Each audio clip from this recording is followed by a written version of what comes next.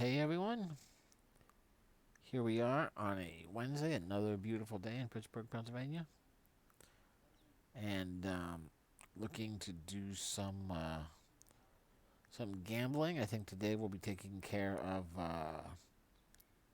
tonight's Major League Baseball, of course. Oh yeah, we'll probably look at some KBO. Again, we'll review the uh, the overnight by oh, last night's KBO. Really, definitely happy that I'm sticking with. I've fallen back to the $3 one pick. Hey, let's just keep it small tournament right now. Um, we can. In fact, here let me bring it up real quick. Maybe we'll go a little more. It looks like the weather is looking a little better in Korea for tomorrow. But here's a quick review of of our of our KBO lineup last night. Now remember, last night it looked like 4 out of the 5 games were going to get rained out. Uh, the Dinos and the who were they playing? The Giants. I think the Giants um, were scheduled to be the safest of the 5, and we were hoping, hey, let's see if only 2 games can go. Well, only 2 games went, but Dinos and Giants wasn't one of them. So that wound up doing nothing. And what did that mean? That means that we lost Choi, we lost Yang, we lost Park, we lost both Parks. The Doosan game got delayed as well. So postponed. Lost everybody. And then even the guy that we had pitching against Eagles scored 12 runs yesterday. So he loses 3.5 points. We wound up with a fantastic 11.5. And shockingly, that was fine for. There were people who scored negative points last night. Here's one of them. Look at that. There's a guy who scored minus 14.4 points. So with our score of 11, we were still better than 50 other people with their drafts based on what happened last night. There are multiple people here. Look, here's another one below 0. Lost everybody except a pitcher. Lost everybody except both their pitchers, and they lost points. I mean, it was brutal. You know, lots of people scored 0. Look at this. This person lost every single player. Got postponed. I mean, there's not a lot you can do there, man. There's not a lot you can do. So hey, but it's $3. I mean, and we're at a point now where we have enough other stuff to do some gambling. Um, our baseball last night, we did not get into the money last night.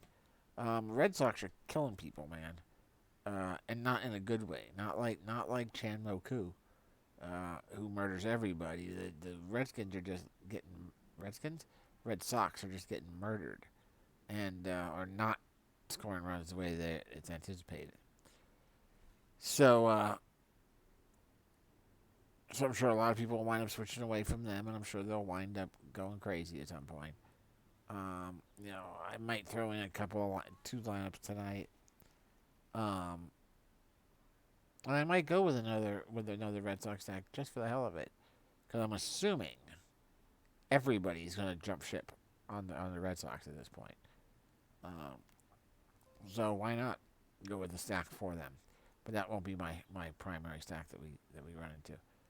Just to give a quick run through of of the lineups. Our St. Louis stack did not come through for us. Uh, they didn't really hit the way that we had hoped that they would. Take a look at that right here. I did fine on the pitching. Fine on the pitching.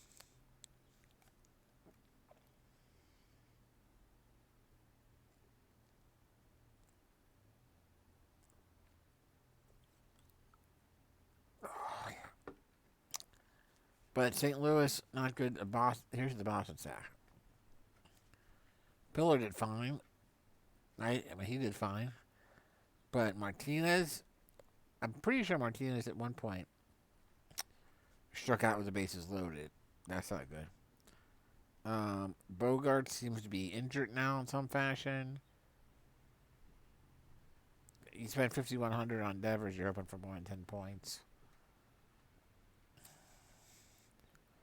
I'll take 6 points from a 2,600 guy. Still though, and then obviously our other stack was a St. Louis heavy Red Sox stack. So those just did not pan out for us. But you're not gonna win all of them. I think we have time today. So let's first of all, before we start gambling, because we got a lot of gambling to do, let's run through my memory of the day. For those coming in late, I have defied the odds by making it to the start of my 50th year. And I've decided that I'm going to attempt to every day this year, every day of my 50th year on the planet, I'm going to recount a memory. Could be somebody I met, could be a place I visited, could just be an event that I recall.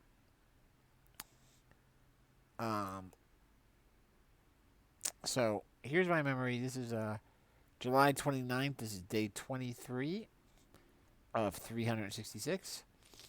Yesterday I talked about visiting the Kiss Coffee Shop in Myrtle Beach. I'm going to stay in Myrtle Beach for a second day. And this was during our first visit down there. Karen, Dave, and I all went to this restaurant on the boardwalk called Dirty Don's Oyster Bar. It was late February that we were there. So it was definitely off season. They closed early, like during off season. They closed at like 4:30, 5 o'clock. We went there in the afternoon. We were the only people there. Dave and I had a couple of beers. Karen had her Coke. But they had these fresh, delicious oysters that were 25 cents each. And it wasn't just the oysters. You were able to get clams, shrimp, mussels. I ate like 45 oysters myself. Dave had at least 60 of them. Karen was somewhere between 40 and 60 combination of mussels, clams, and shrimp. They were all delicious. They were all fresh. Way better than anything you'd get in like a Red Lobster or any place like that. There's a couple of places that I've been to up in Massachusetts. One is called Finn's Restaurant that has amazing oysters from all around the country, and they give a really nice detailed write-up as to what kind of oyster is this, where's it from, where is it from, what kind of taste is it, and all that. But and then here in Pittsburgh, there's a place called the Grand Concourse that has a great selection of oysters as well. But these were a quarter each, high quality, fresh, tasted delicious. But the three of us there had 150 at least of of combo of stuff, and like the entire bill plus our beverages was like $50, and I've never eaten that many fresh oysters in my life.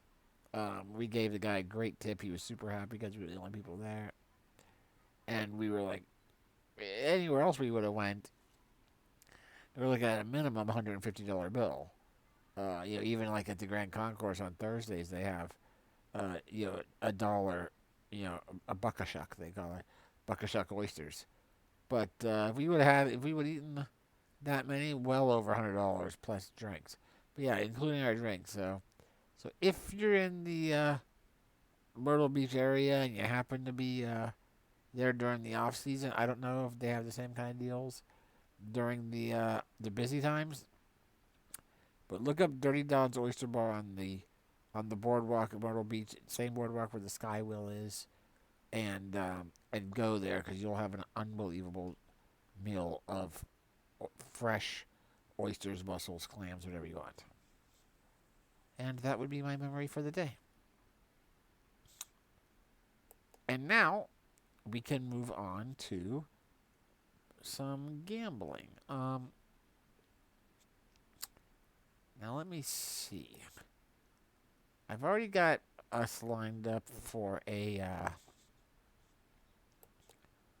$12 single entry baseball tournament, which I think is going to be my main entry. Let's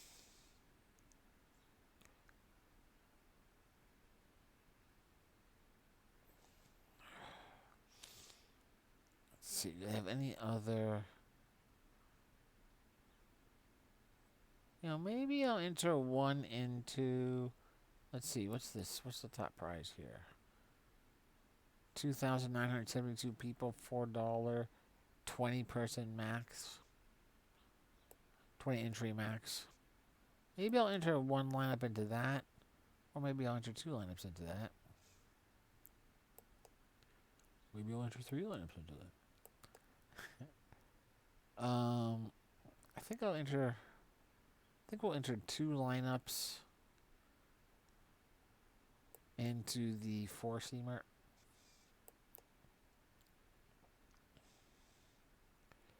Just because, like I said, I'm going to build one with the Red Sox stack, just on the probable possibility that everyone's going to bail on it.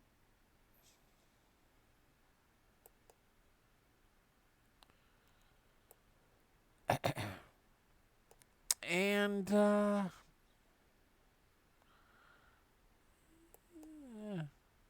don't know. Today I'm feeling baseball. I wasn't feeling it yesterday. Today I am feeling more like playing some baseball.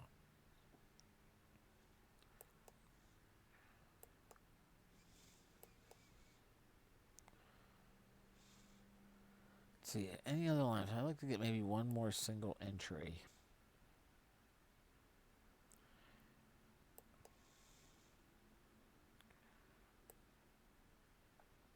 Or maybe we go, let's see. Do they have any later? Let's see, two night games only. Two night games. So let's enter something there for a. Let's see.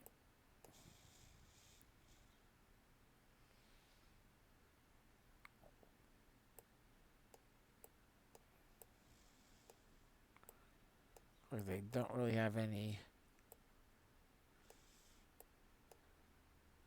Oh, they have a single entry, but it's $100. I'm not interested in eating that. Entering that right now.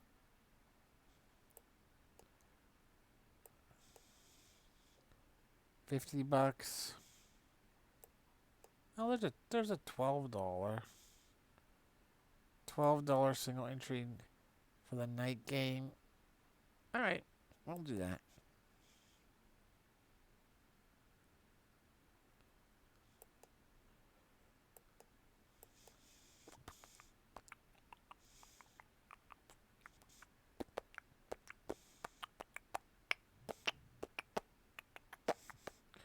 Alright, so first of all, let's go right in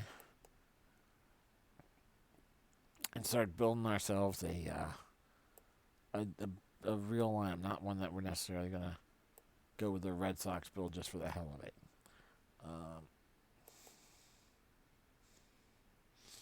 I'll put the Red Sox build into a GPP of some sort, just because that's where you would want to put a lineup like that. All right, so here we go. Got lots of decisions to make here. Um, yeah, you got some talented pitchers out there today. You got DeGrom going against a struggling Boston team. You know, so do you take him? And you got Jared Cole, who strikes out everybody. You know, and he's going against Baltimore.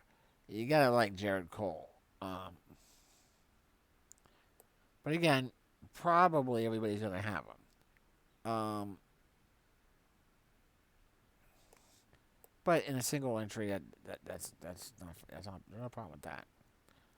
Question is, who do you pair him up with, and then who do you stack?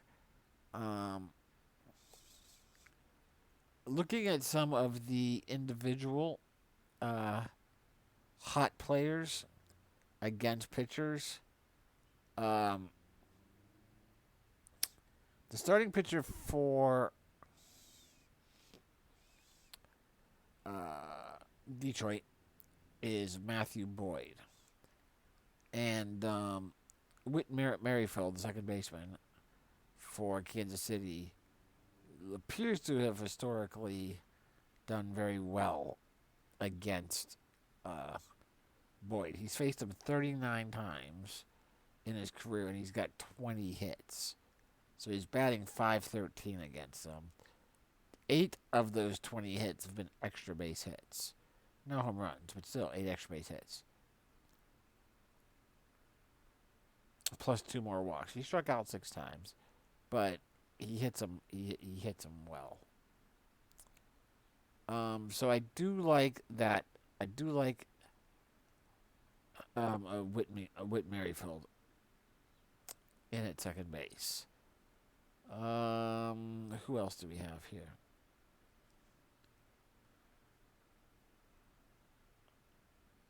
Yelich going against Musgrove for the Pirates hits him pretty well.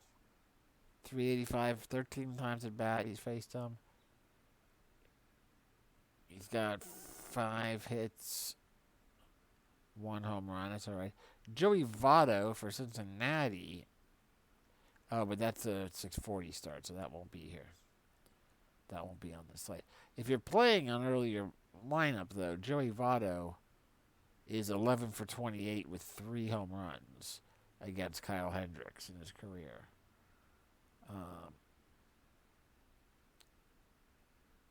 So that would be something to look at if you're going to play in one of the earlier slates.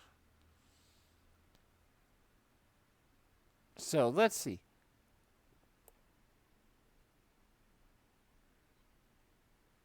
Who else do we want to look at here?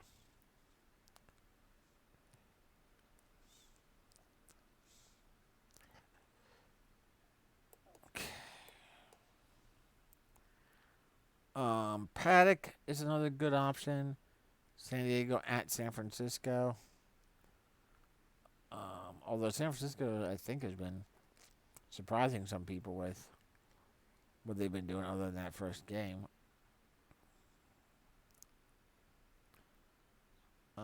He has a 27%. By the way, Garrett Cole has like a 40% strikeout ratio. 40%. That's insane. Paddock has a 27%.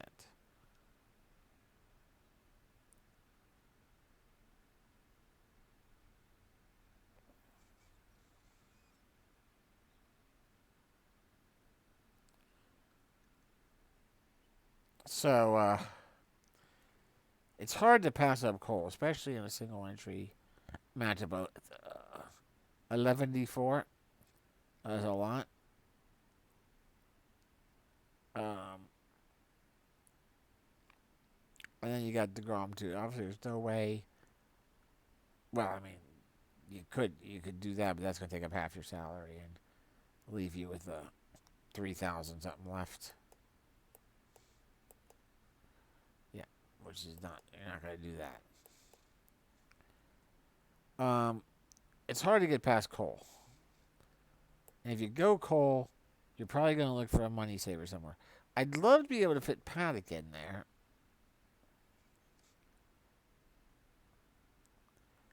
I would love to be able to fit Paddock in there.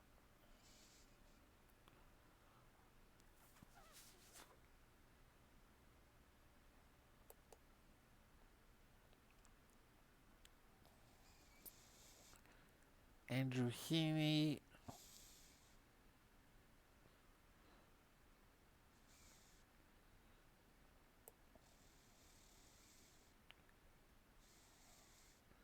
Musgrove is really cheap.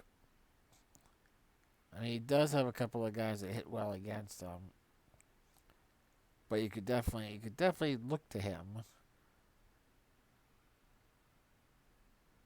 as a cheap arm. I mean, he struggled in the opening matchup.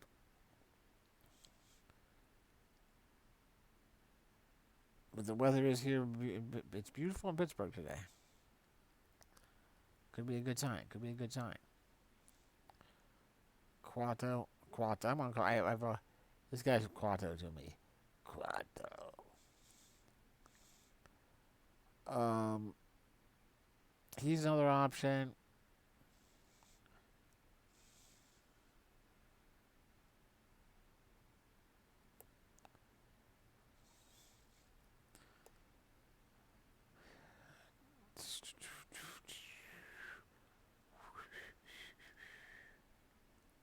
I think we'll probably jump over and see what kind of stacks we can build. I might throw Paddock in there now because he'd be my top pick. Let's see what the little write up on him is. Had a great opening win. Yeah, a low strikeout, that's fine, but 6 innings pitched, no earned runs. I mean, that's solid. So I think I might throw him in there now, and then keep in mind that we can drop back to maybe Heaney if we need a couple extra bucks, or all the way down to Musgrove.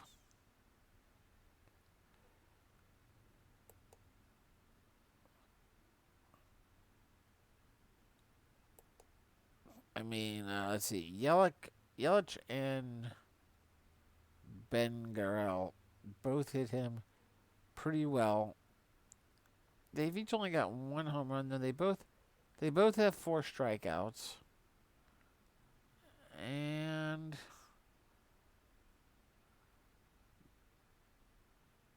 Lorenzo Cain definitely struggles against him. It's a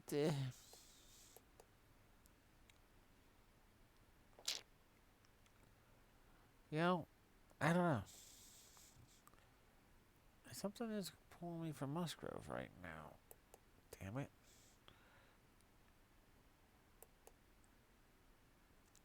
Of course, last time.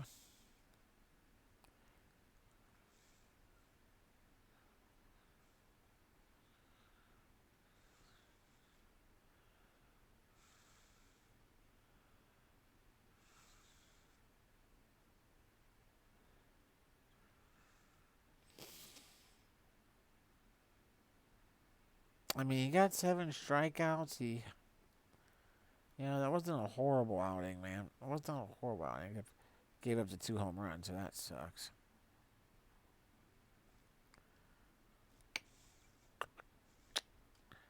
I don't know. And yeah, the other day my pool was to go for St. Louis, and that didn't work out at all. That was a bounce. But I'm kind of pulling for the hometown Pirates today, and Musgrove here. I'll probably build a lineup. Yeah, I'm gonna go with Musgrove for now. All right, and then I definitely want to look at Kansas City here because I like Witt. Now we've got 41.62 with this pitching combo, so that's pretty strong.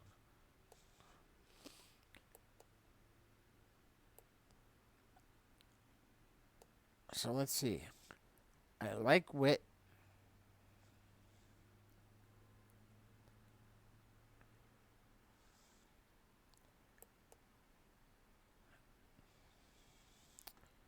And then, yeah, Jorge Soler, why not? At 3,600. This is a very, almost concerningly affordable stack here. You can get Perez in the number 3 slot in a catcher for 2,600.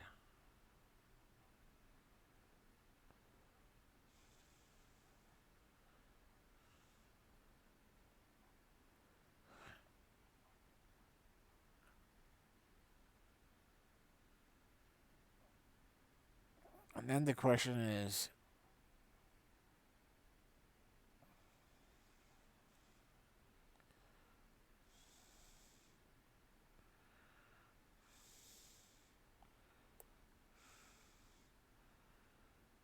huh, huh.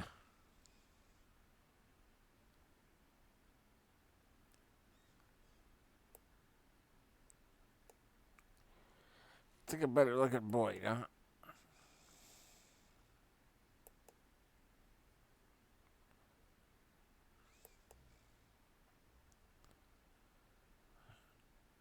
Boyd struggled a bit there.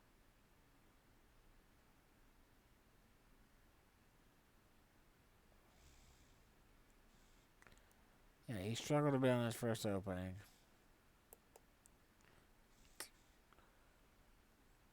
Do we want to go heavy? I mean, we would have a ton of. Okay, all right. That's leading me. I mean, that's making me think now. I mean, that's one. That's one. That's the 1, 2, 3 hitters right there. You can still get the cleanup hitter and the first baseman. Do you want the first baseman? McBurney batting fifth. Eh, eh.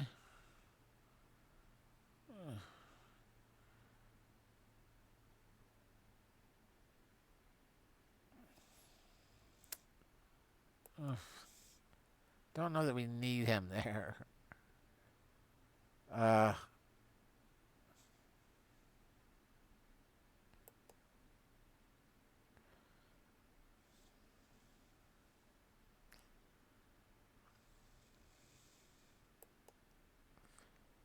do we want to look at the Mets?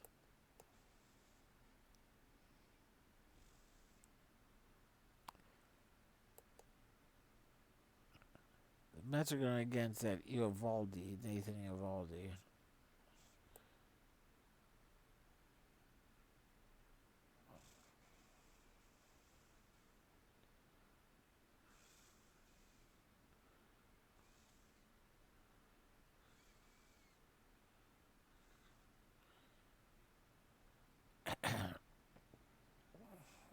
Let's see, left-handed hitters crushed Eovaldi last year.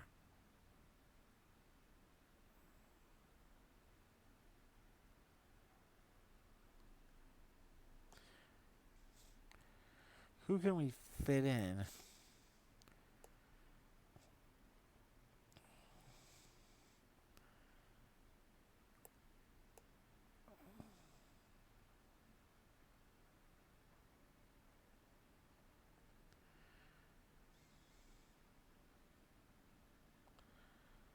We could go with Conforto.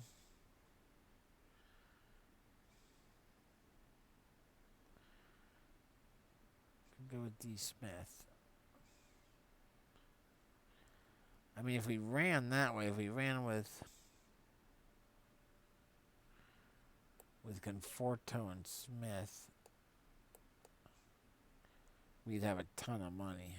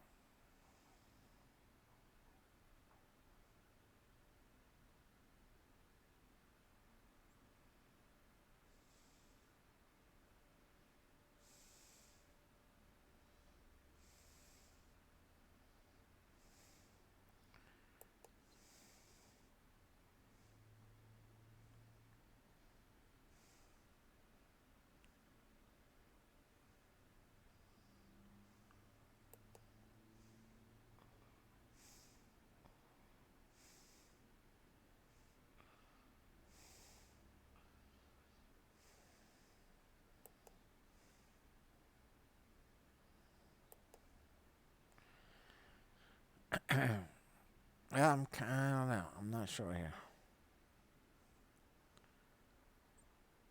Do I want to go with a second?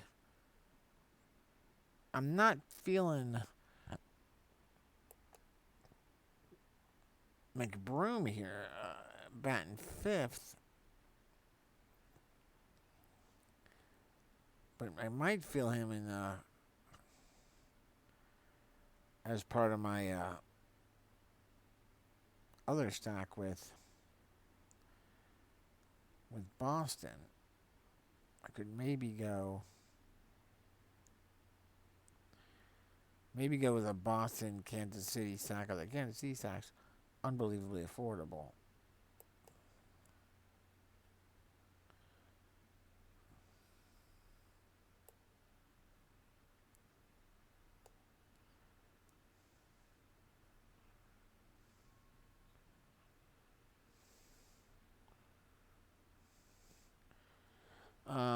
Looking at some of the other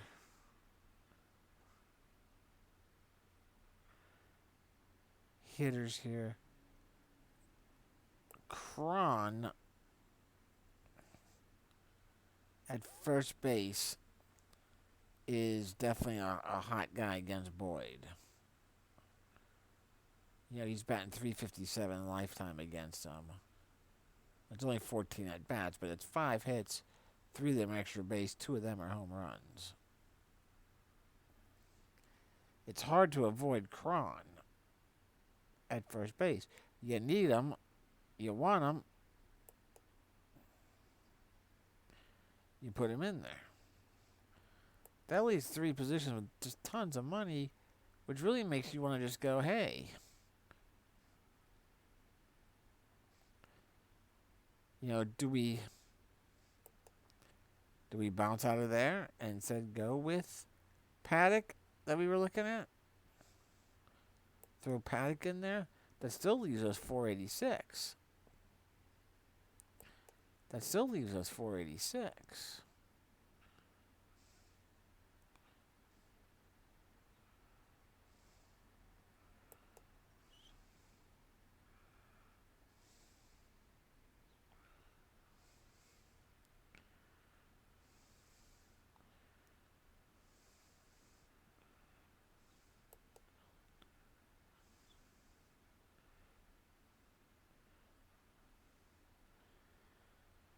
Let's see, the only hot batters against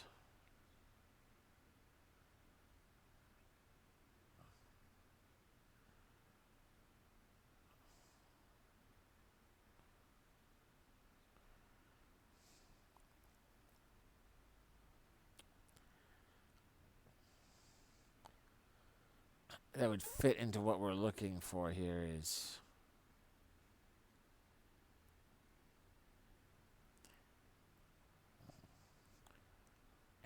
nobody that would fit any of our other stacks.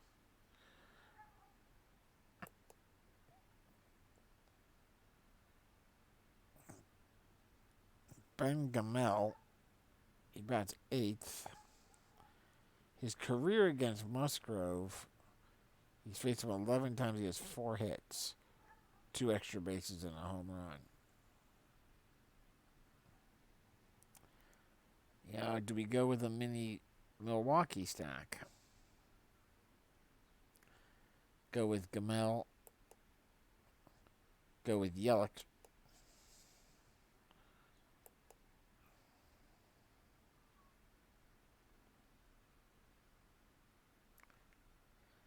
Then who would we want to go with at shortstop?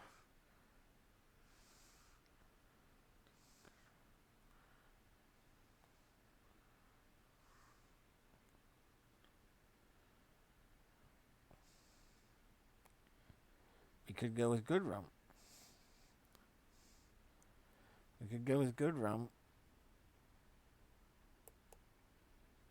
That's $1,400. That's interesting.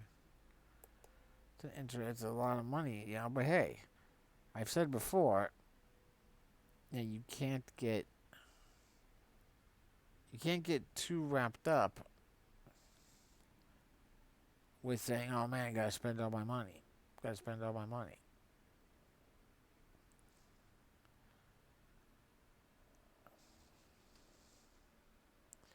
Let's double check some of the cold batters.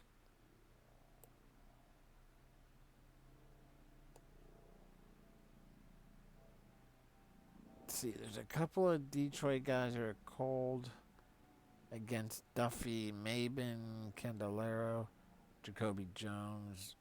Nothing of it doesn't bother us. A couple of KC guys are cold. Alex Gordon and Alberto Mondesi doesn't bother us either.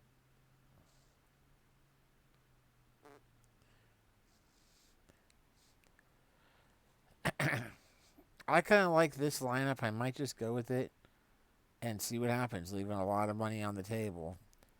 But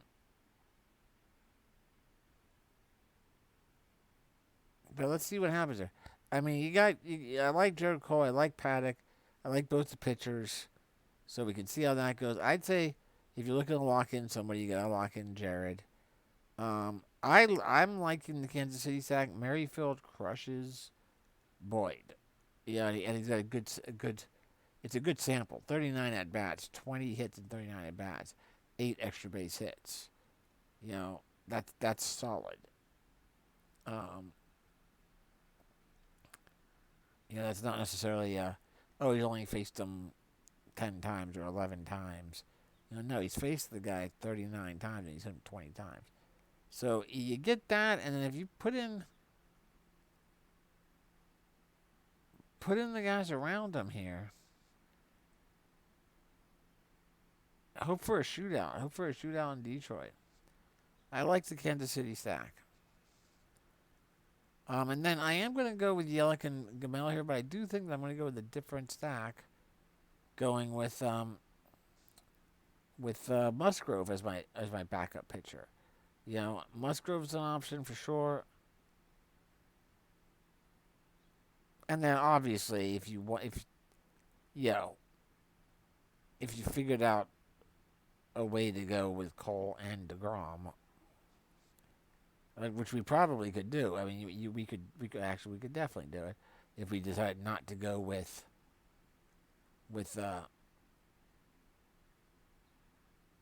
Yelich here. You could definitely go. You could definitely wind up Cole and DeGrom.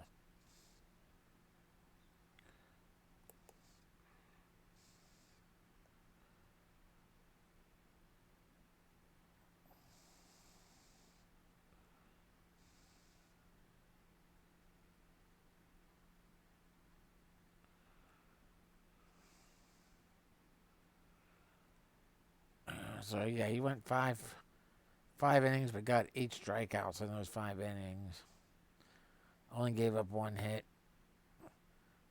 So they're looking at 80 to 100 pitches Wednesday. I mean, nobody's going to stack. No one's going to stack the Red Sox today. No one's going to stack him. Not against DeGrom, right? No way.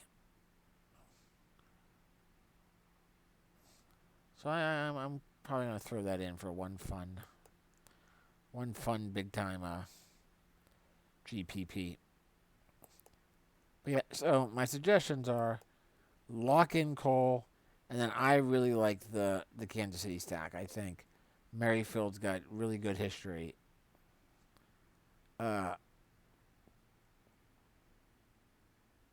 Against Boyd.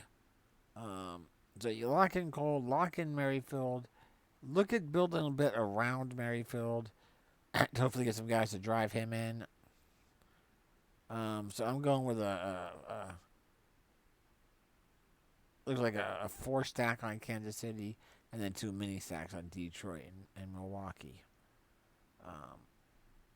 And that's what we'll do. We're going to play it. We're going to run it at that.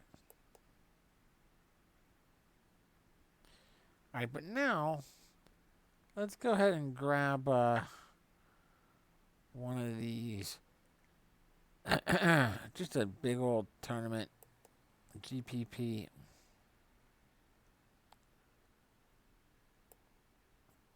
And throw in. Let's see what we have. If we go with a Boston stack combined with, again, let's look at KC.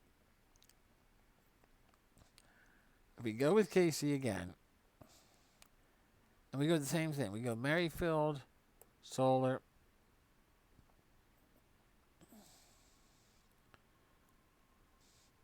Perez, and Franco. All right, let's grab those. But then let's jump over to the Red Sox. Let's jump over to the Red Sox. And let's go.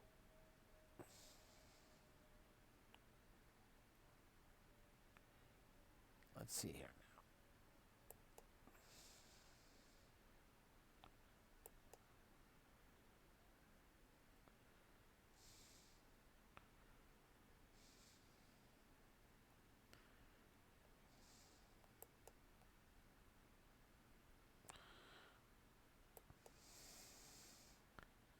Let's go with Moreland at first base. He's batting cleanup now. He's a lefty.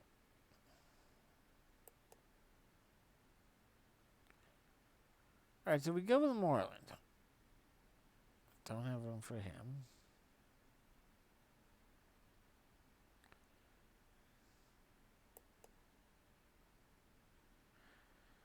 And then maybe we take Benintendi batting leadoff. Right? We need another outfielder. We take him.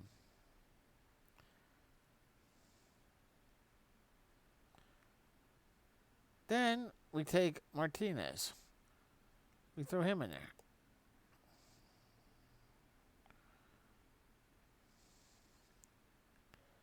Only position player we have left is shortstop. Don't really like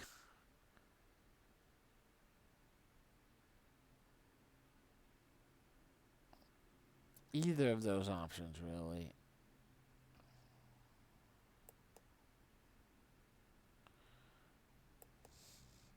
So let's just see.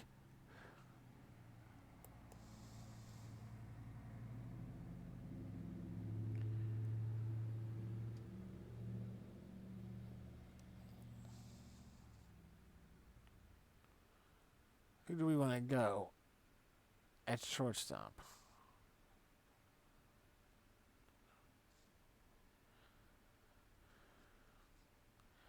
Well, let's take a look at our pitchers first, huh? What if we took Garrett Cole?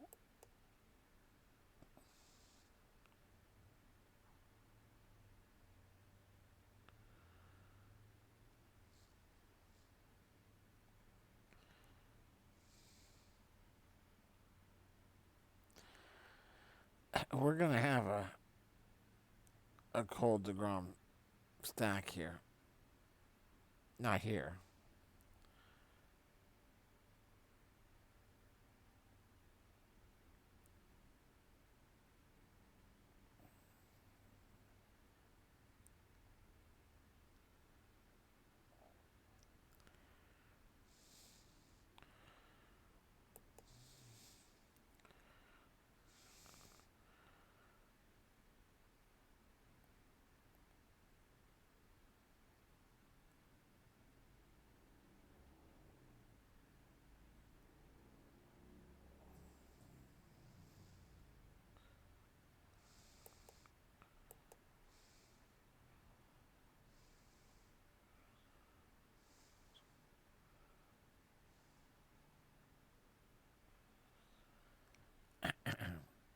Oh, you got Morton here, right?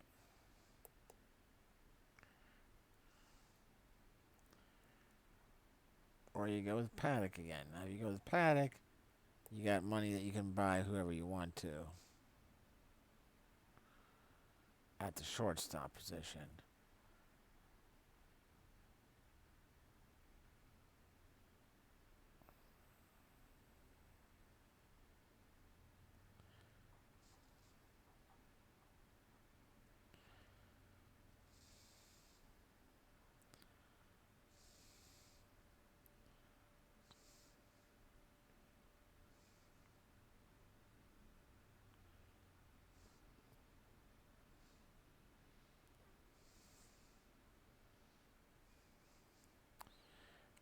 I kind of like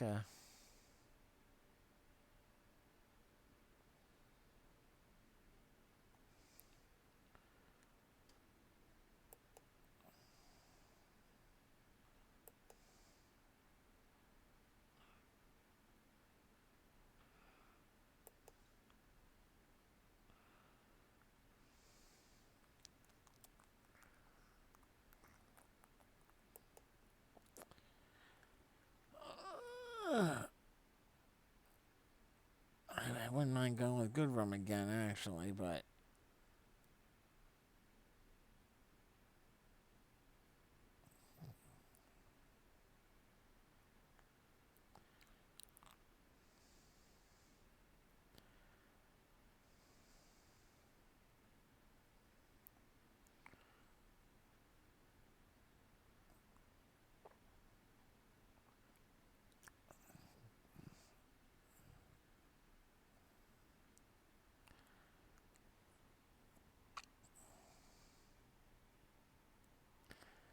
I'm gonna go with Tatis. So yeah, this is just a. I don't. Nobody's gonna stack anybody from Boston, right? Nobody's gonna stack anybody from Boston. Real question here is, would I want to get Devers in here?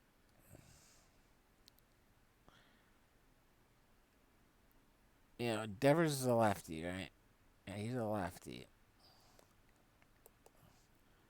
so he would at least have that over Degrom. Yeah, we can. Well, actually, we can't. Going with this matchup, we can't afford Devers. All right, because we would have 3,800. Right, but we could make a fallback and go with Musgrove if we wanted. If we wanted to go heavy on, even heavier on Boston, just on the belief that hey, there's an element of panic setting in for them.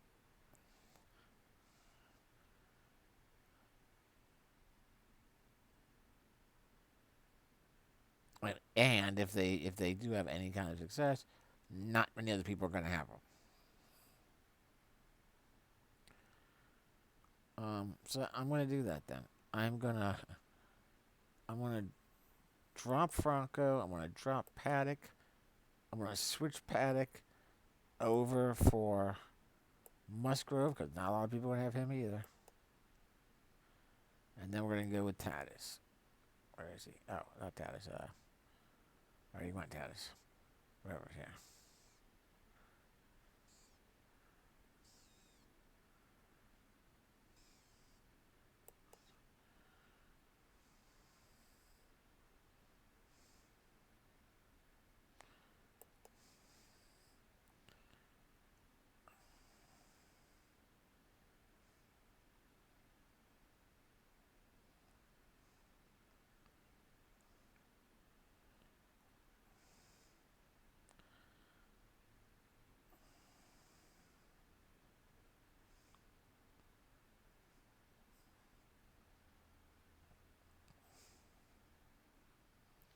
That's what we're gonna do. We're gonna do that and see what happens. Again, I'm not suggesting anybody to really do that. I would not be. I don't think stacking Boston's necessarily a great idea. tonight, especially the way they've been playing, and they're at them. They're at New York, and they're going against Degrom. That can't be good. But hell, I'm gonna throw them into a big 39,000 person tournament. Not many people are gonna have it. We'll see what happens. I mean, we're definitely at a place in our bankroll where we can afford to take some shots and have some fun. So let's see. Here are smaller. Let's run through a smaller. Oh, this is the night game. No, let's not do that yet. Let's not do that. Let's go through this. What do we got here? $4.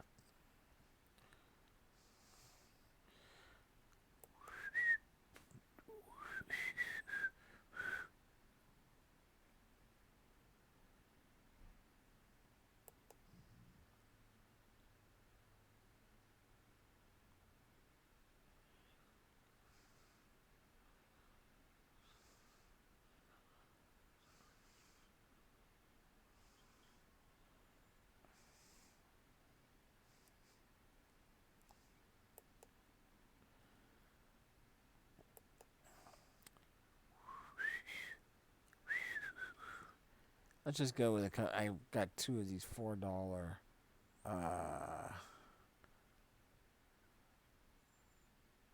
$4 four-seamer tournaments here. Let's go over to these.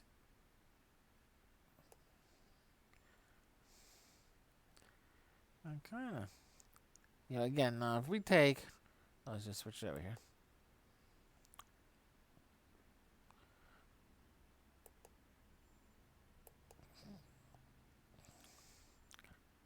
If we go with DeGrom and Cole, bound, just like that. Then still go back over to KC, and again go with Merrifield, Soler, Perez, and Franco. That leaves us with 3,500.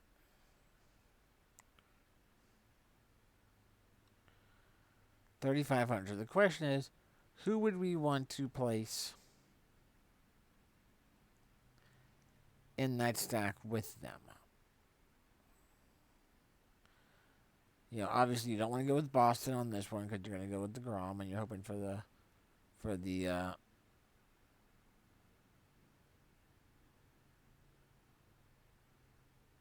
you're hoping for the pitchers to carry you here. But if you go with those two, now we still could go McBroom at first base if we wanted to, which would give us a ton of money. Let's just take a look at Minnesota real quick. What kind of money are we talking about for these guys? Fairly expensive. Let's see.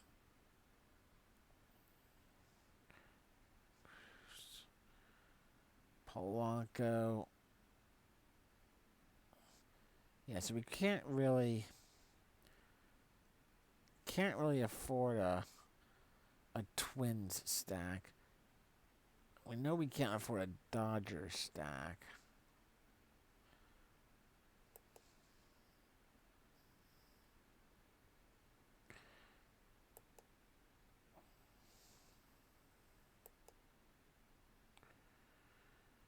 Everybody there's still expensive. Can't afford a Astros stack. Everybody there's too expensive. We could get Tucker fits, but it's not a huge money saver, obviously. Brantley's a money saver.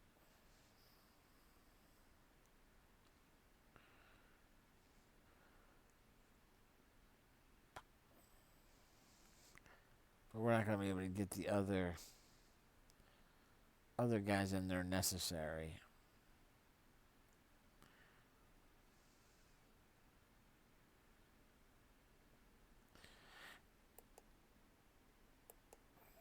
could go back over to here. We like CJ Cron. Way down here.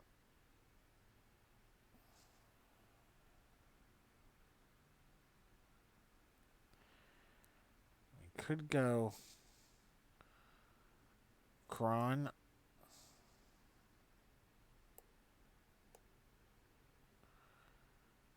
Can we afford Goodrum? We probably could. Let's take a look at Detroit here.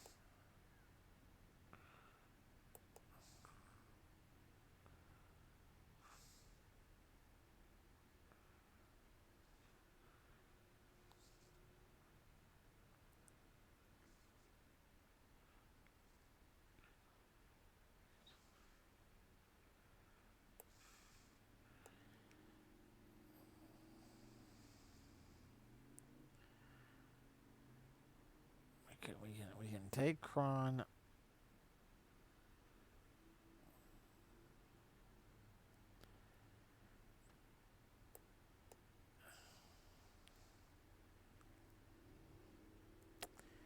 And we could take Goodrum. Problem there is we can't fit Shoop in anywhere. We can't fit Candelario in anywhere. We can't fit Cabrera in anywhere.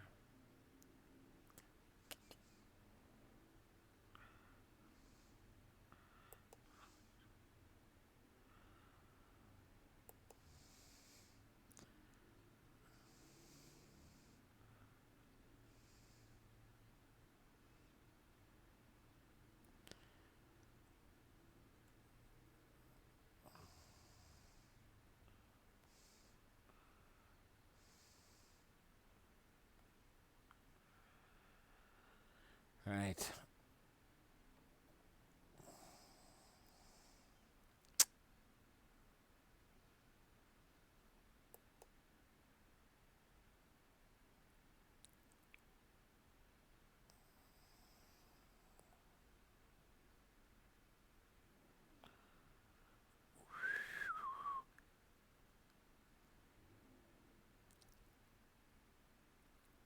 Who else do we go with? We're looking at trying to save some money on outfield. If we want to get Goodrum, which we could do, that leaves us $33.50 per player. I need energy and ice. $33.50. Let's take a look at some of the outfield positions here.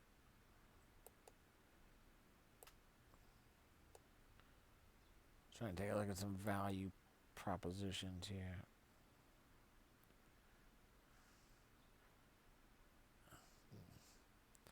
Well, McBroom has outfield eligibility, is that right?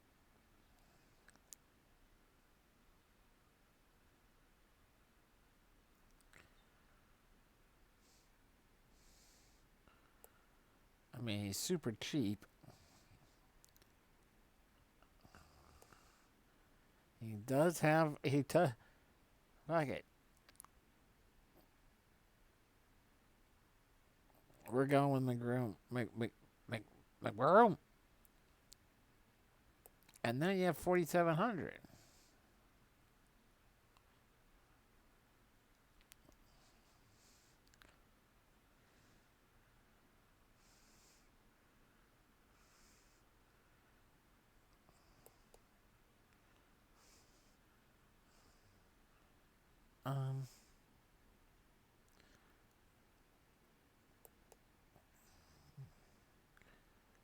Merrifield has outfield eligibility as well.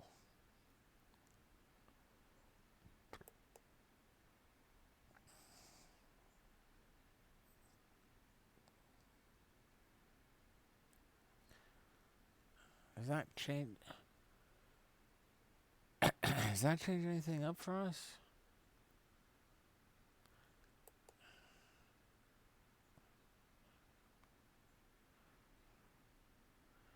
It might.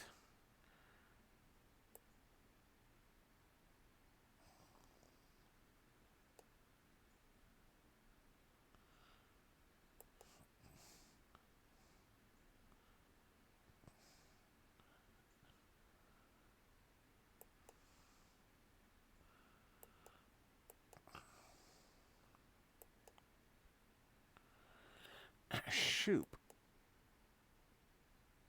Let's take a look at this. Let's take McBroom out again. Let's take out Merrifield. Let's put Shoop in at second. And then put Merrifield into the outfield. I mean, we're going heavy on that KC Detroit game.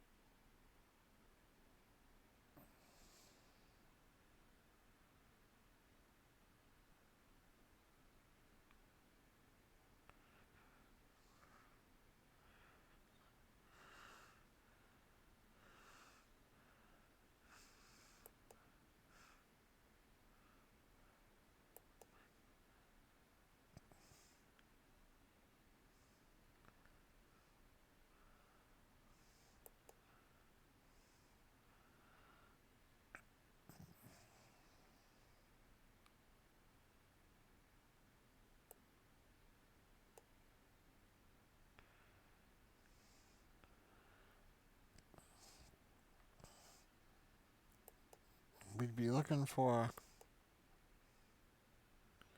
in that scenario, one more outfielder for 3,400. Now we could get Brantley. We could go with Brantley.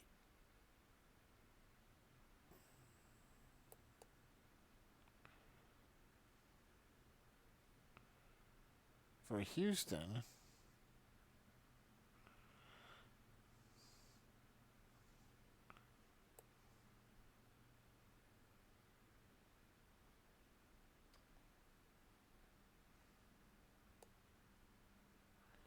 I think that would probably be the way to go. Go with Brantley.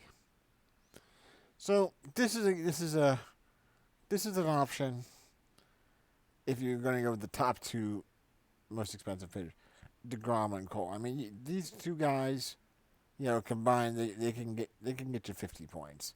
On a good day they could get you 60. Right, if everything falls their way, right? And then you're going pretty heavy here, obviously on the KC Detroit game, but I'm liking KC. Detroit's got some ability there, so if we take Brantley as our last guy, you can definitely do a stack. You can definitely do a lineup with DeGrom and Cole, and still have a decent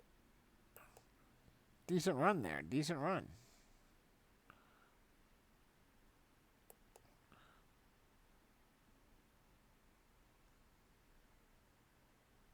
Okay.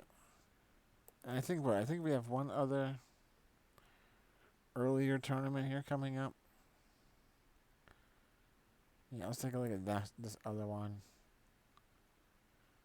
I had an idea there while we were making that last lineup. And now I'm trying to remember what it was. Because, brain, no energy, hot.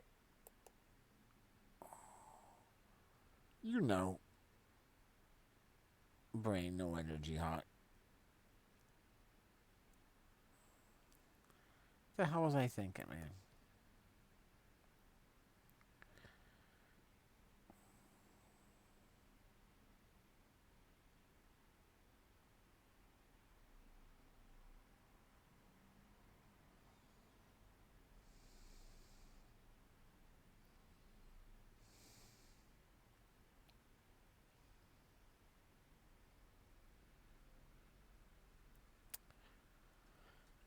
And I had an idea. What was the idea?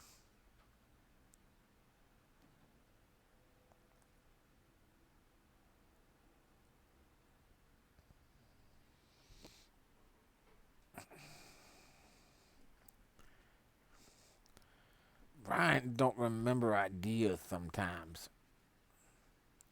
He better have some energy and more ice. Mm-hmm.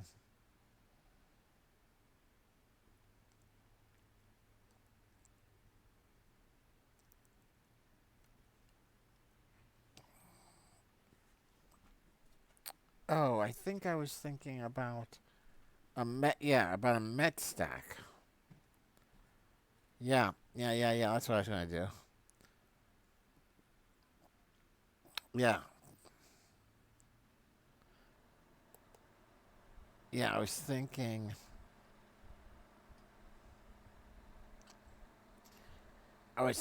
who could we fit in to a Mets stack? He's a righty, so you'd love to get some lefties in there.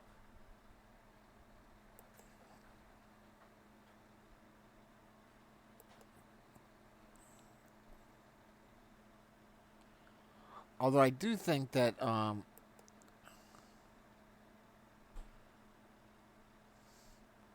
wasn't there something about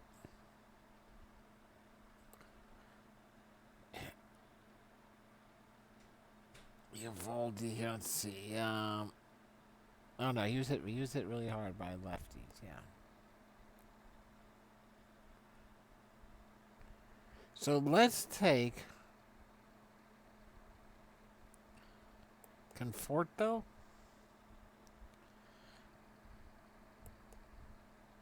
Let's take McNeil.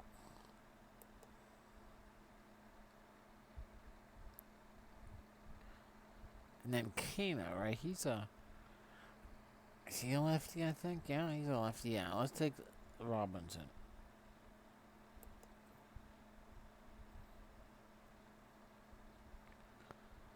Alright, that's not a bad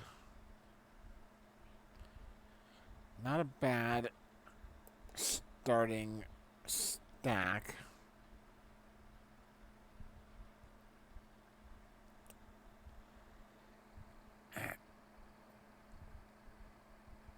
And then, I mean, I'm tempted to stick with this KC things because the money's there.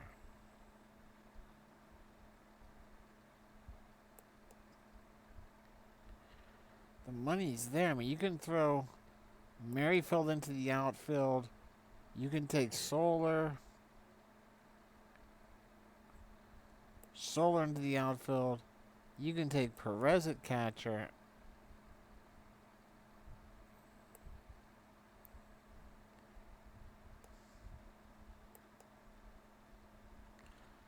Okay, you can't go with.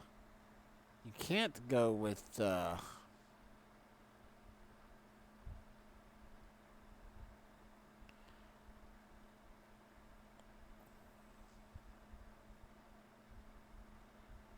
can't get Franco in that one.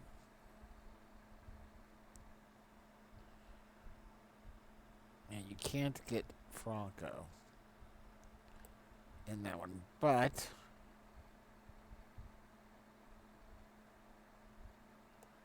you can fit McBroom in at first base.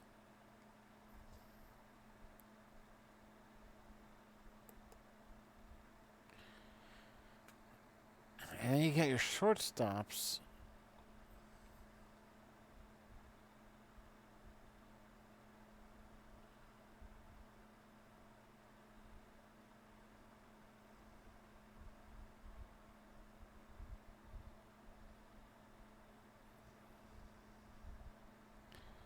Heck, we could throw another Alberto Mondesi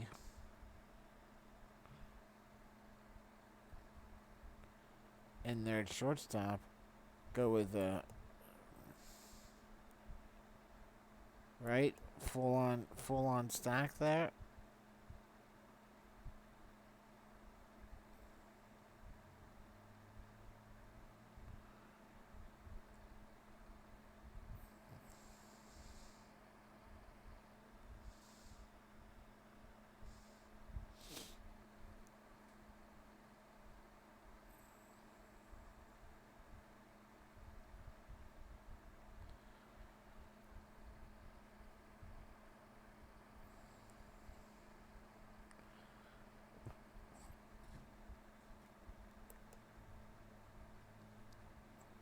DeGrom and Paddock.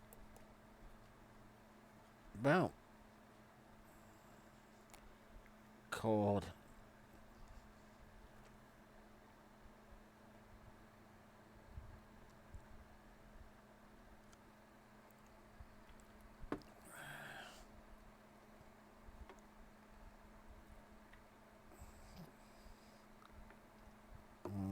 Cold.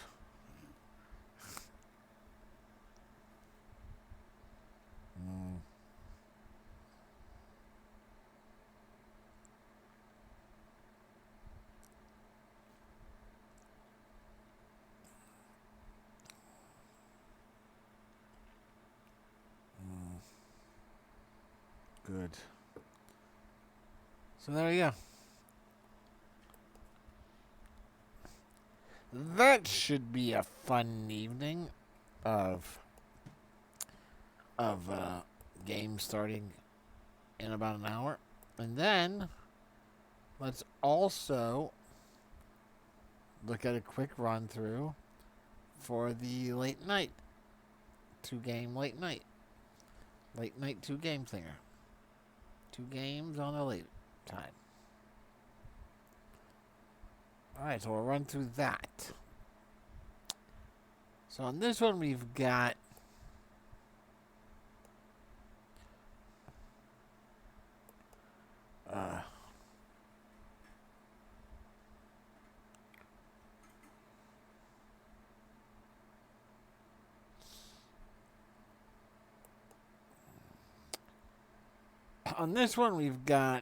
San Diego and San Fran versus Seattle and Lala.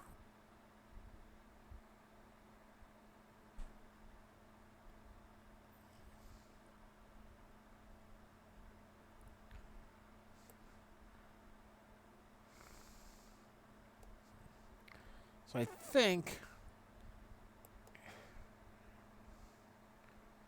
we're looking at going Paddock and Heaney here,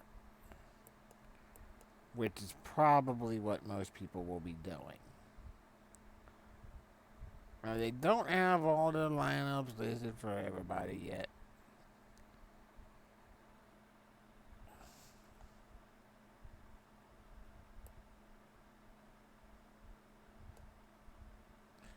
But let's take a look at this. If we were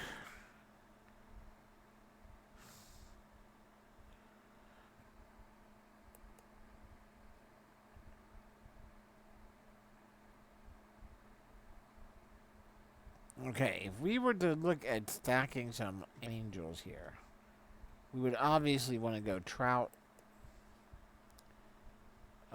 We'd have to go Rendon.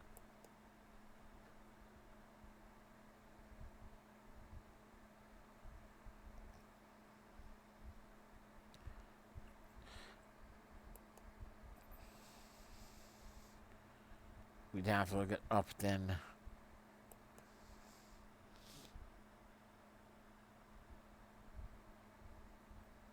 And then we could still fit Fletcher in here at second base.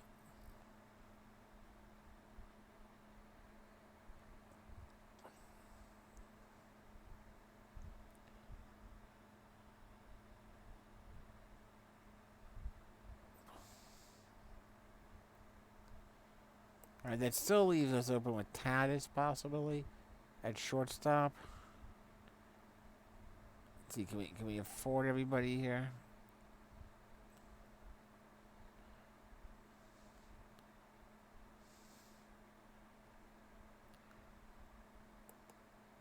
Let's see.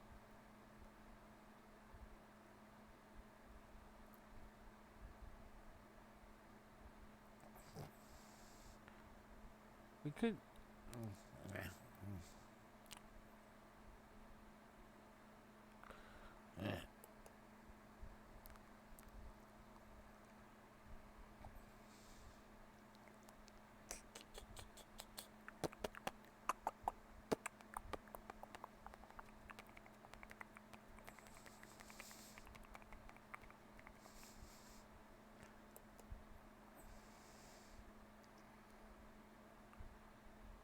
Get like that.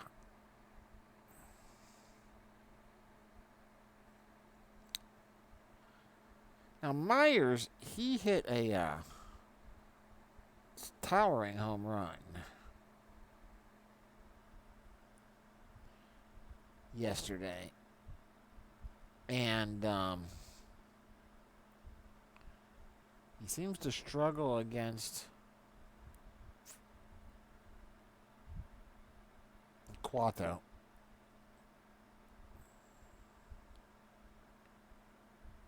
Definitely struggles against Cueto.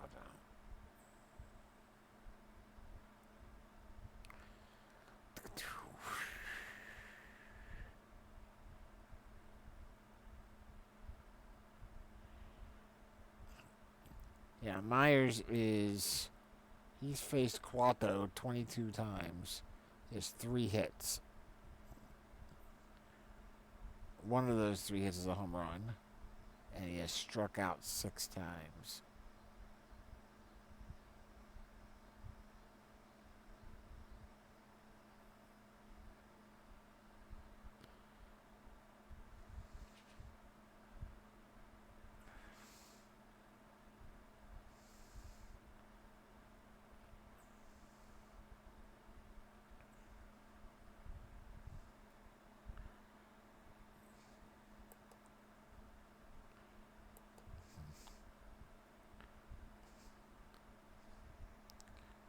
So,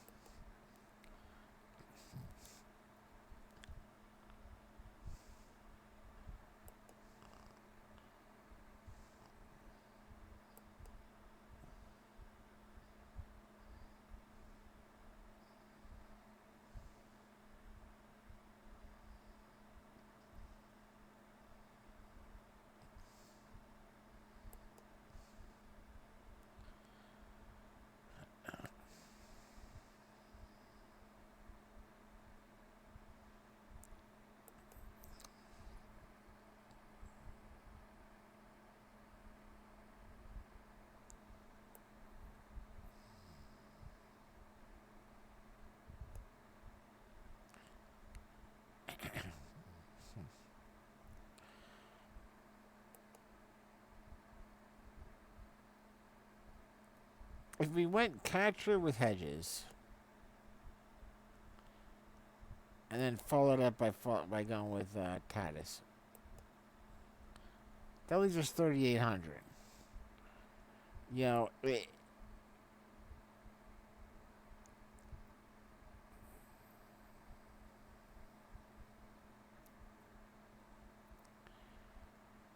know, we could go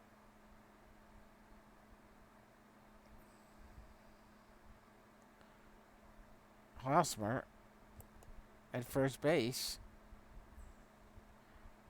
and then whatever way we want to go, really, for outfield. I mean, Myers struggles. Myers struggles against Cueto.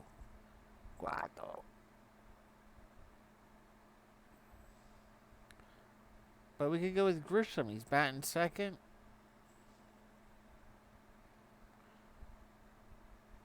You know, I think that's a simple Los Angeles Angels Padres stack. The thing is, this is a small. What is it? It's a 196 person single entry. I think that's the way to go. You got the 2 best pitchers of those 2 games. You got definitely a decent stack with the Angels. You want to double check and make sure they're all in the lineup and nothing weird has come back, like a positive COVID test or who knows what. So you want to check those out. And then you got a decent San Diego stack.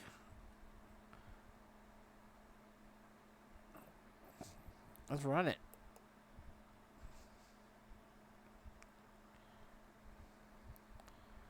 All right, so then let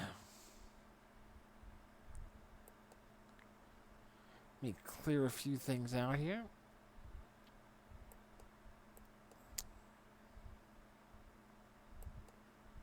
Let's jump on over to our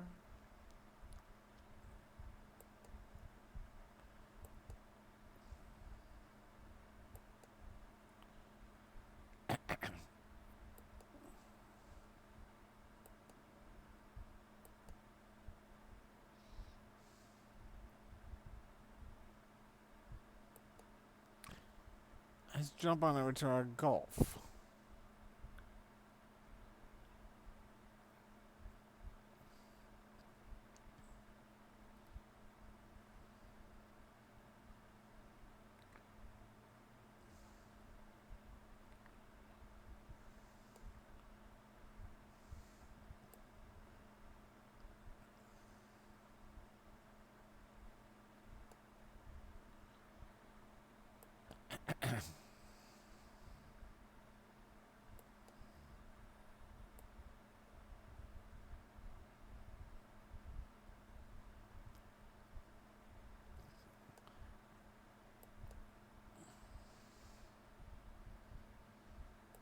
Alright, let's pull this up. As per usual, we're just going to go with the one golf tournament draft. We might make some, we might take a look at bets. Alright, we might take a look at a couple of bets.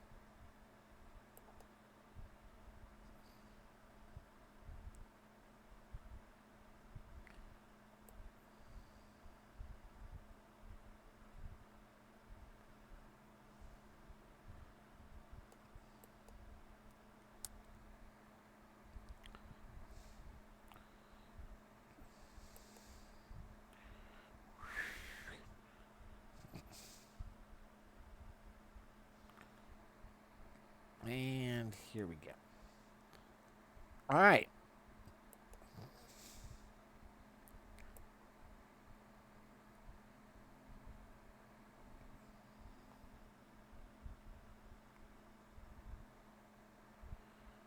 Let's take a look here.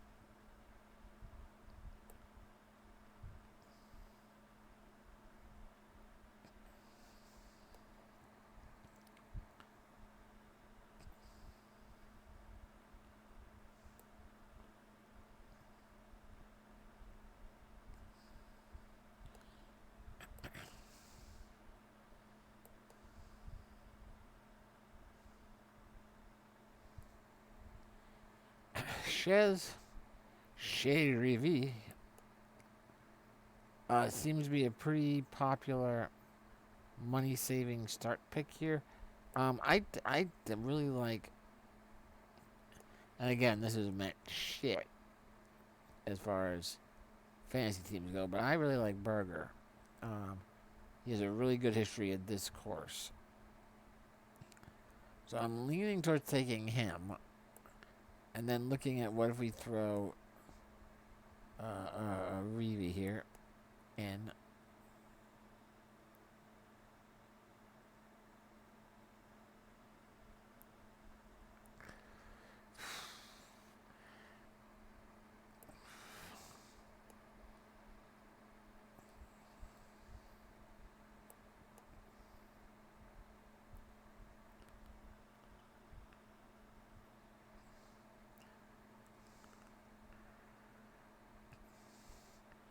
I can't. I'm just Dustin and Kopka right now are just there's so many question marks around them.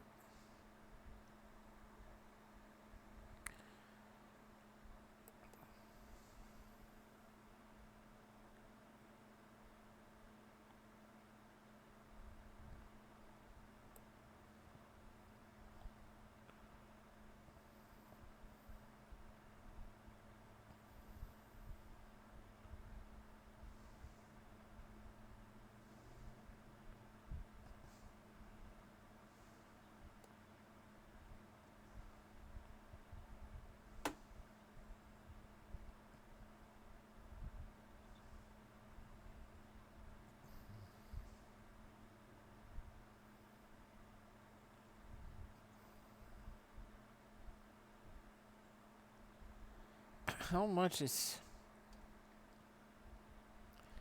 interesting? Henrik Stenson. He hasn't played since March. How much is he right now, I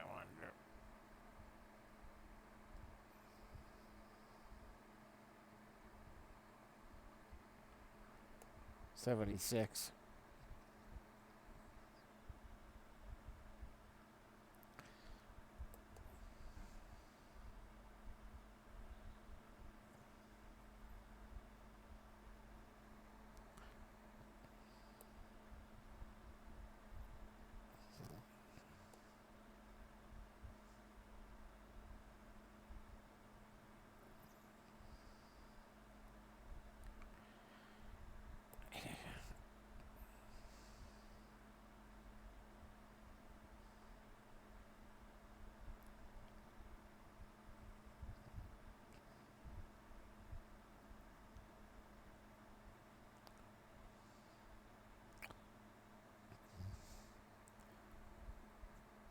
Answer.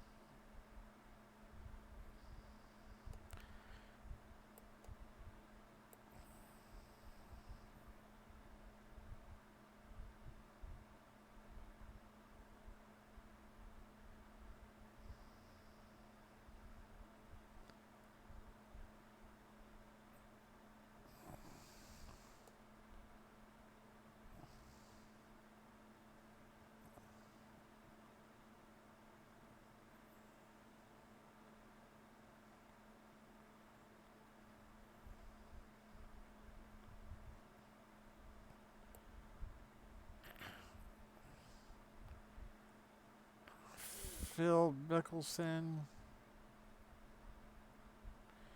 Fleetwood is yeah, he's right there, 8,700. He was fourth on this court at this tournament last year.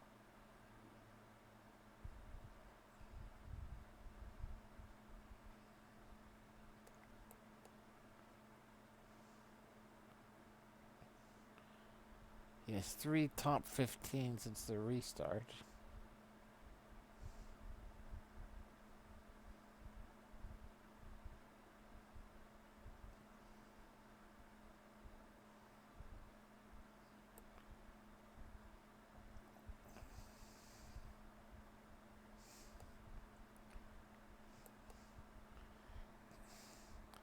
Let's throw Answer in there.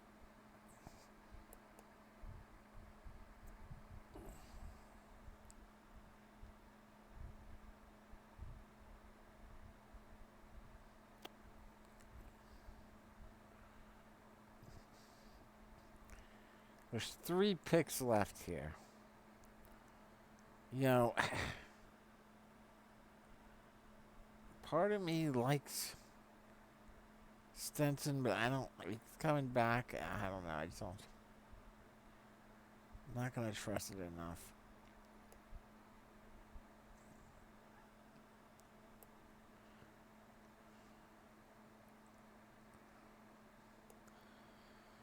Homa, who obviously did great last week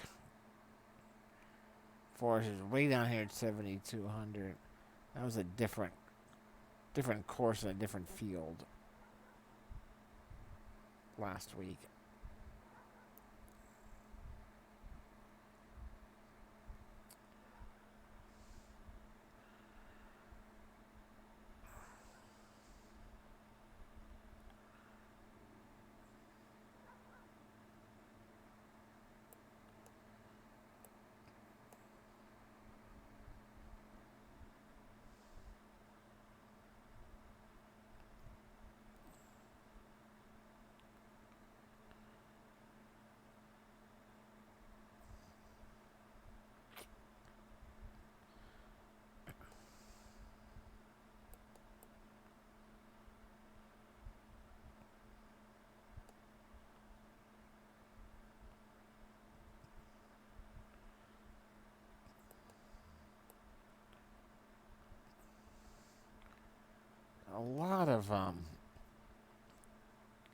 there's a lot of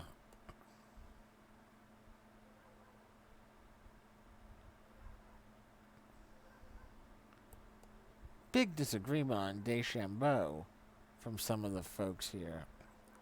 Some people got him ranked number one. Others are saying might want to hold off on him. He was tied for 48th at this event last year.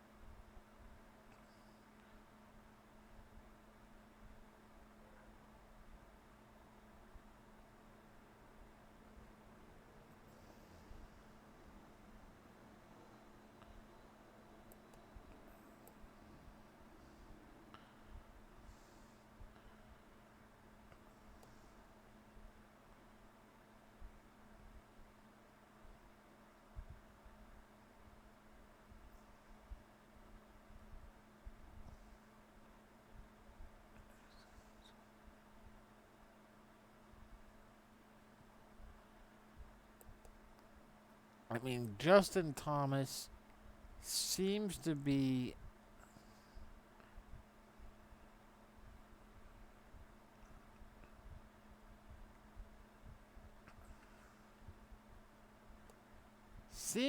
pretty consistent top choice. You take Justin Thomas, it takes down to 7,300 left.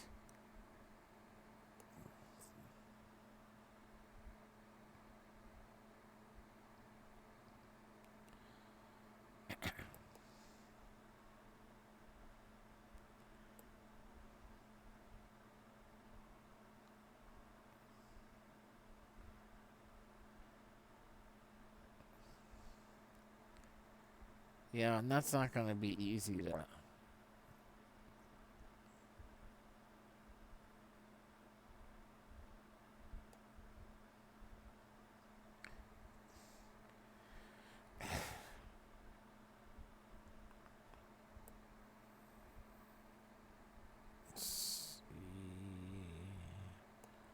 Weisberger here.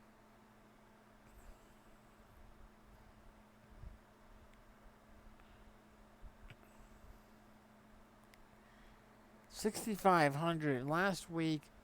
He opened with the 73, but then in his final three rounds, he shot 66, 66, and 68, which was the sixth best over the final three rounds.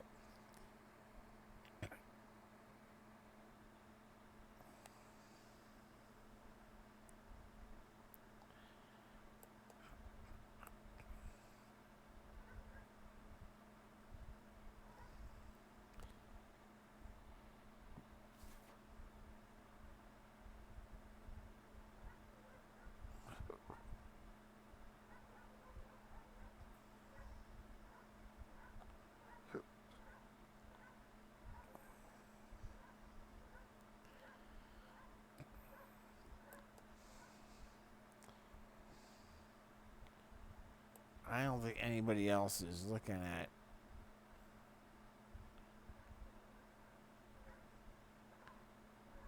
Weisberger.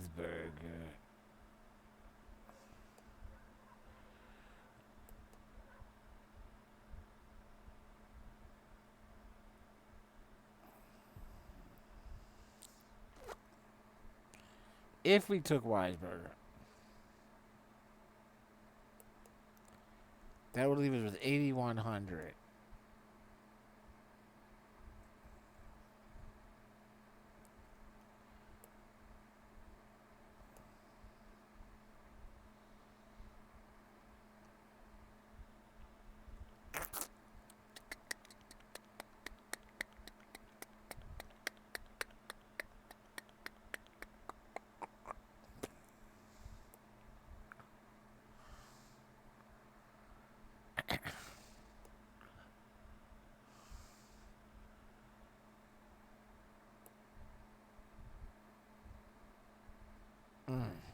I hate that.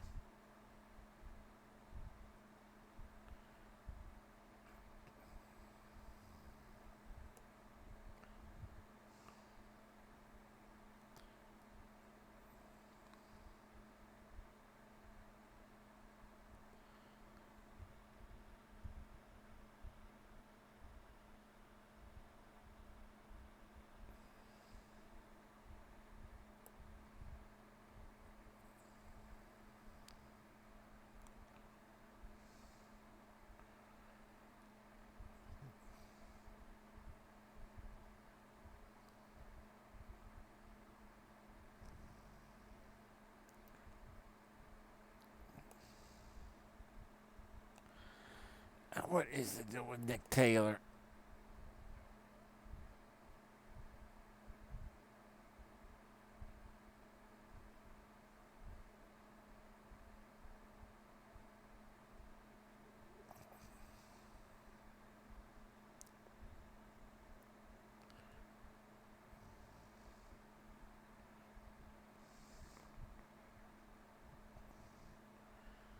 Huh.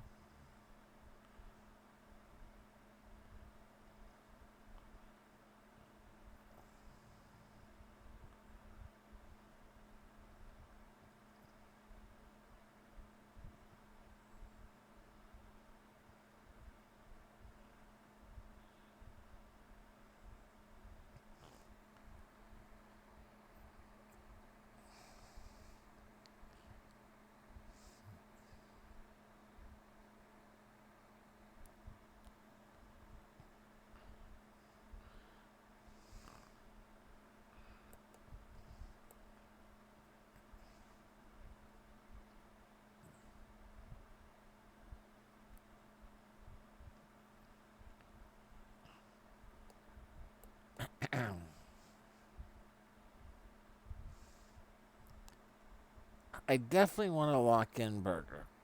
That's 100%.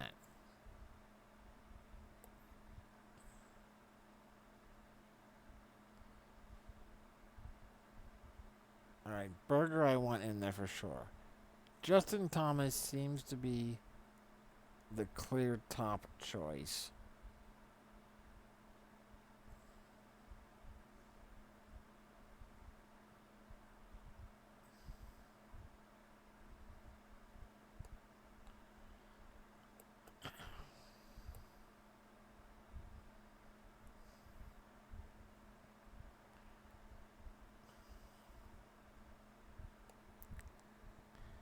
Maybe we drop Weisberger.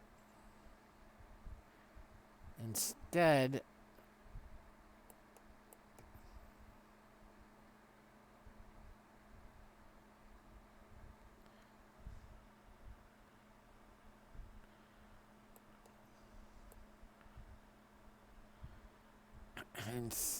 we either consider Nick Taylor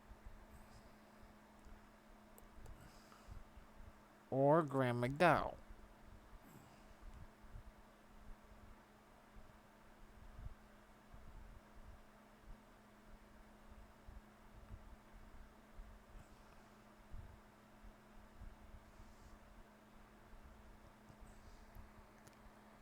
If we go with one of them, let's say we go with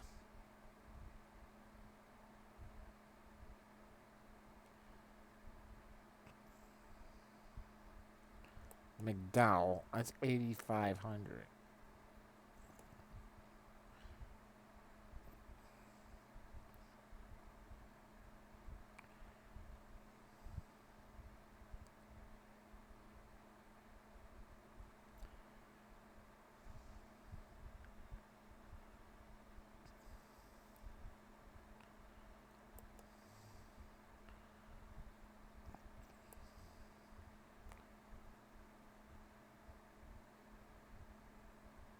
What if we go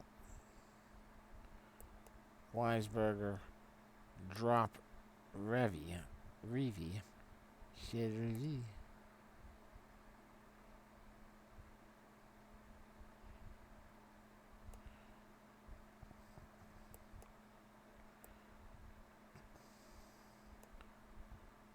and then Fleetwood?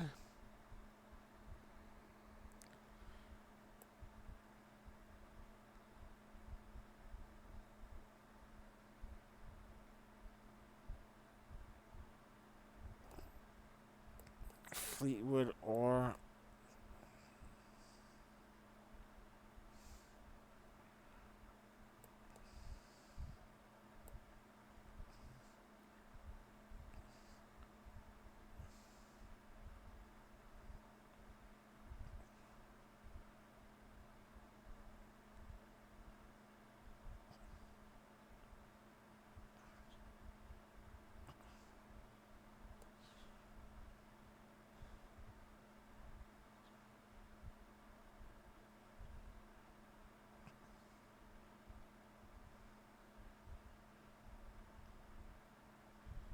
Fleetwood or Woodland, either one.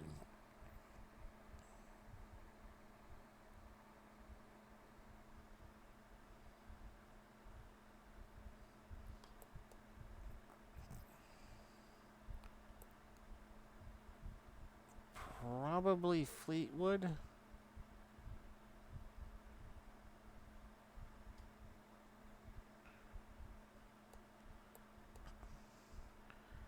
Billy Horschel.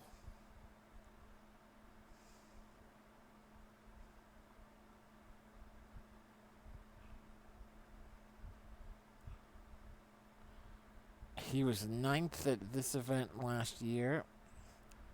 Tied for 4th, 8th, 6th, and 10th in other events over the last 7 years.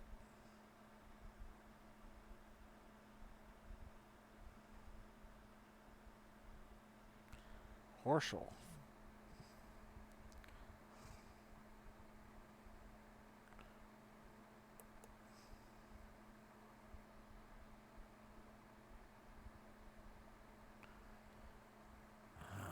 Okay.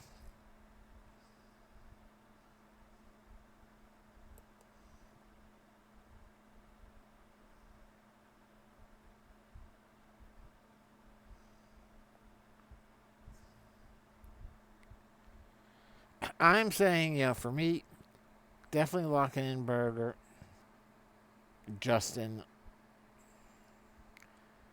and I like the whole write up on Horschel, and then however you can fit in the rest of the guys to make it work, go for it. But for me, Berger and Thomas, Justin Thomas, for sure. Let's see if we can break out of that golf fantasy slump that we've been in. It is hot. Karen, where are you? What is it? 100 degrees out? What is it? It is baking. It's 90 degrees out. Humidity is super low though. Well, the sun is stupid. The sun is dumb.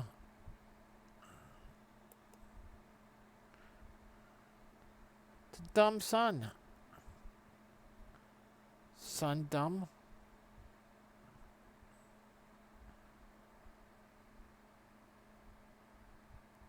I mean, it's insane. Let me get a drink. All right, what else have I got to do? Oh, let's see.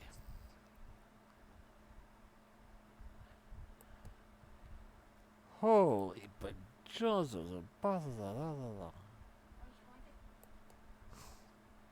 I would die. I would die. I would die if I had a blanket on right now. So no to the heater then?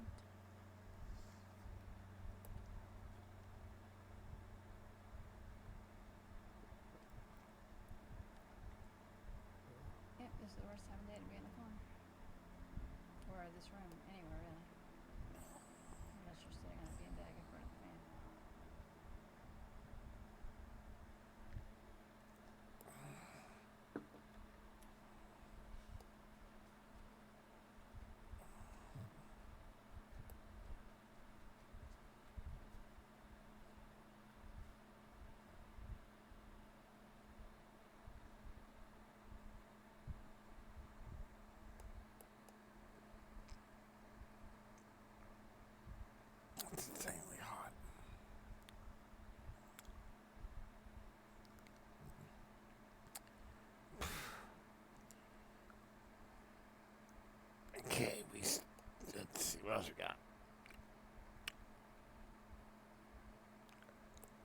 let's see if we can hop over to the sports book real quick and see if there's any bets that we like for the golf tomorrow. I'm using Mike. Let's see if this blocks us out.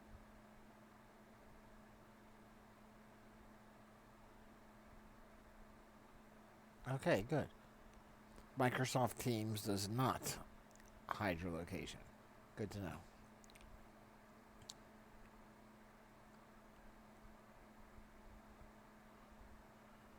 Let's see, any odds boosts dancing around here, and let's see, golf. What do we got?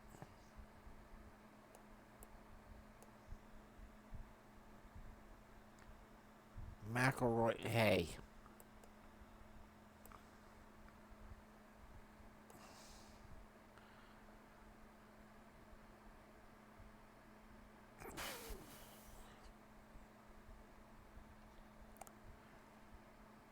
But the odds boosts are no good. It's McIlroy to win bumped up to plus 1250, and Brooks Koepka, Patrick Reed, and Abraham Ancer to hit fairway in regulation on their first hole.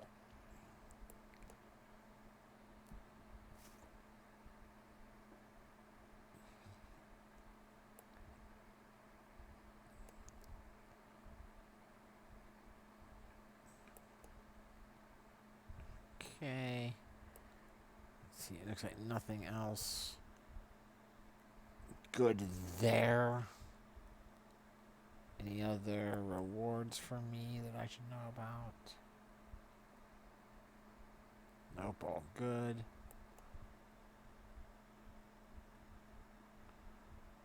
St. Jude Invitational.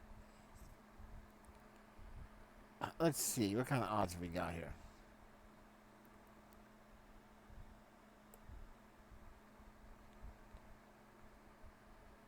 Daniel Berger. He's coming in at 30 to 1 to win it. Ga. Gonna get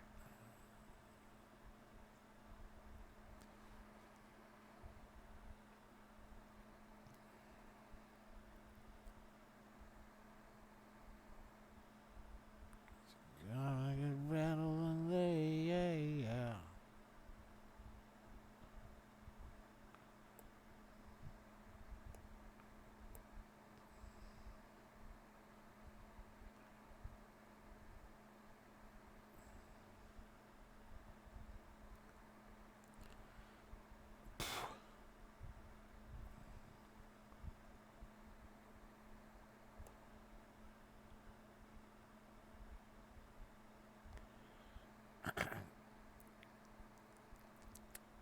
Let's see here.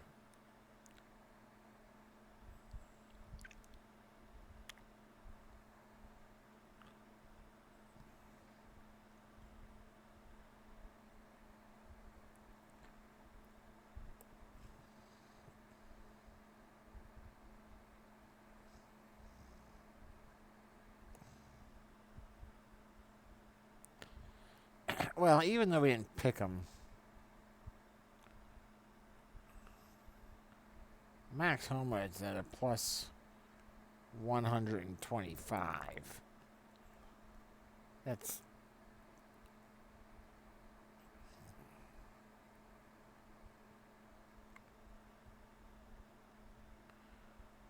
we got to put a little something on him there.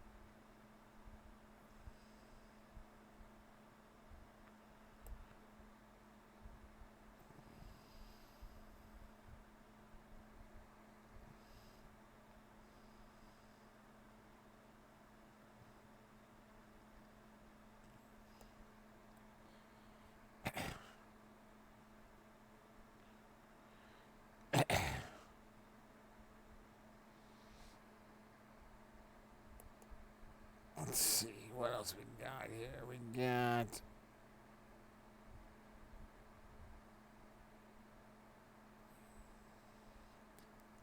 on the top 20s.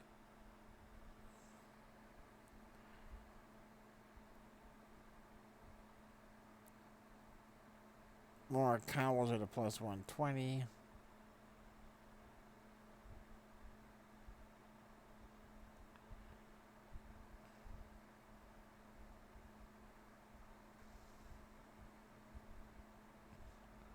Burgers at a plus 120.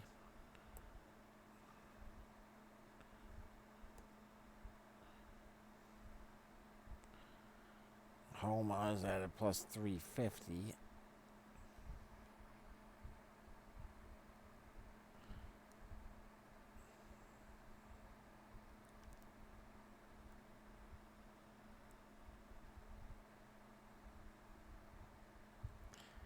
Answers at a 175.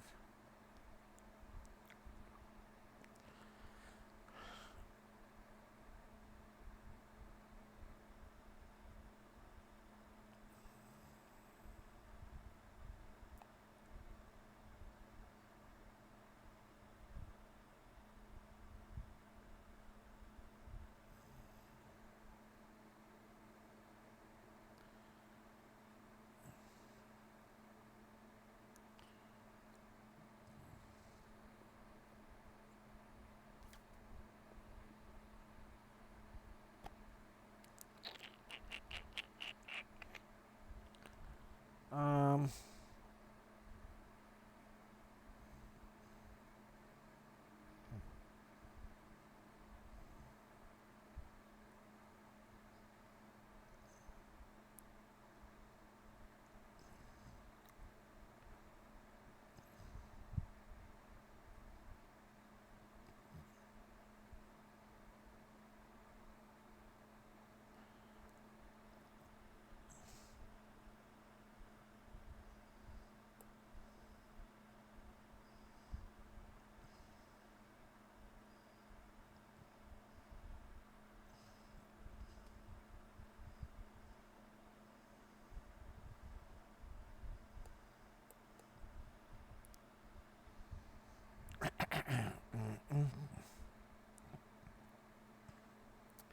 let's go.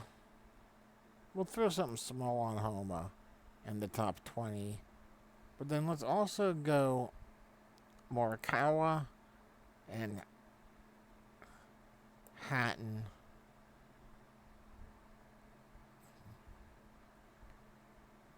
for top 20s.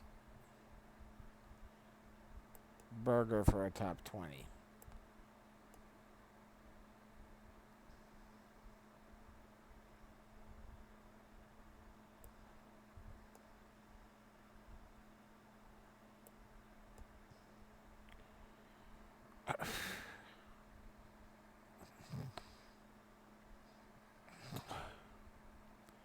All right, and then for finishing position,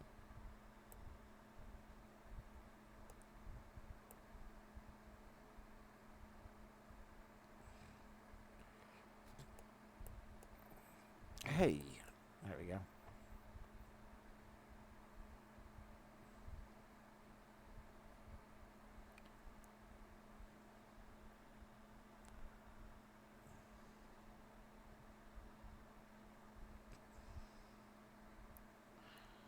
I'm going to run with Berger.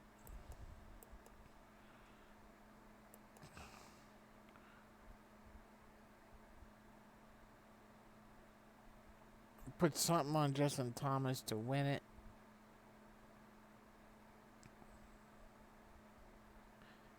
And then we'll run with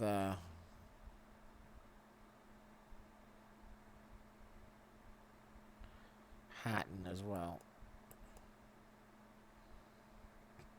All right, so then what do we want to put on everything?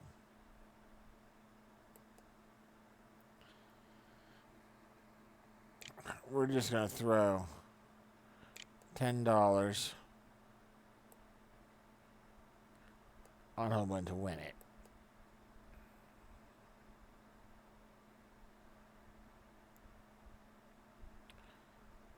Homa in the top 20, just another $10.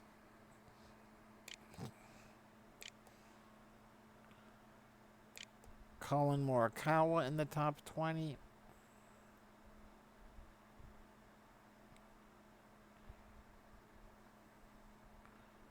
We go $20. Tyrell Hatton in the top 20. $20. Karen?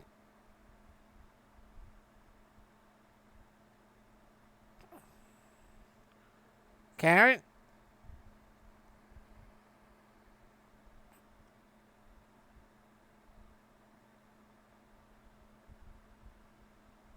There's something buzzing around my head. Or there's something outside.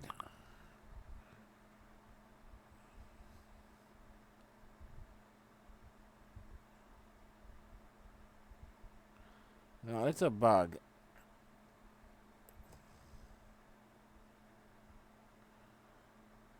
Karen?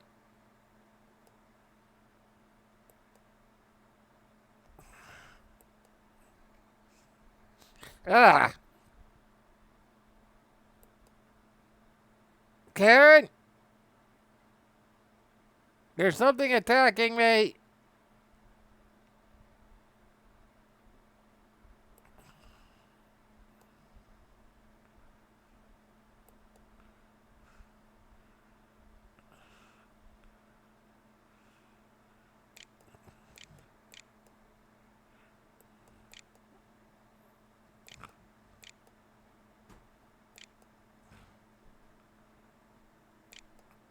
There's something attacking me. Do you see something? It's flying around my ear. It's a very loud, high-pitched buzzing. Huh. I'm hoping it's a fly, but I couldn't see it. Let's see. Are you still streaming? Yes. You're streaming for me live. Yes. There's a terrifying thing. Something flying around me. I was pulling up weeds. Yeah, for the new patio.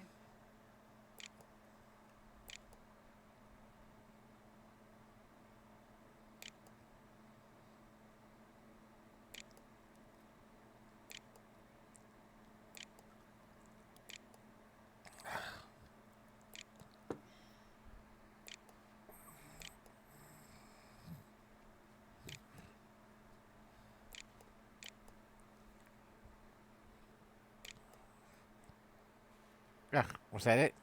I just found this in the garden. Crazy. What is that? I think it's from like a beer bottle, but like, it's not even really sharp anymore.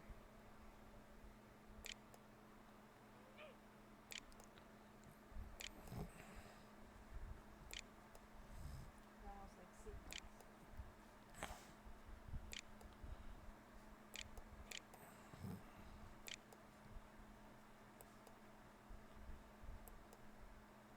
Do you see anything else? I mean, don't you think you should look closer? But it was flying around. It was flying around my head. It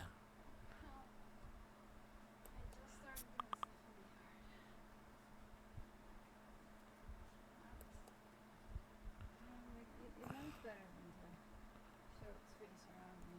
I mean, these. If I saw something, don't you think I would tell you?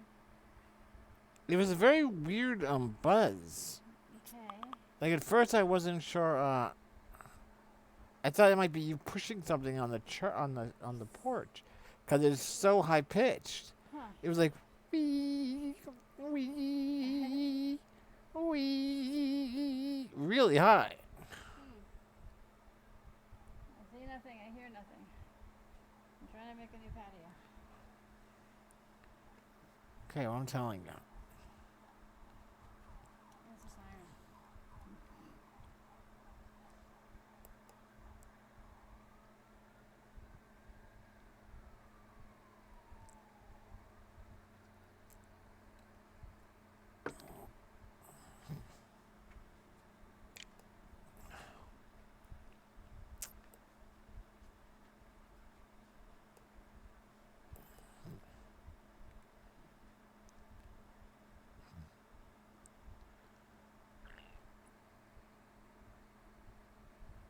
Oh, there it is. No, that's outside.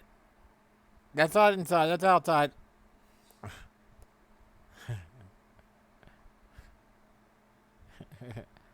I tend to lose it a bit when there's insects flying around my head. Just happens.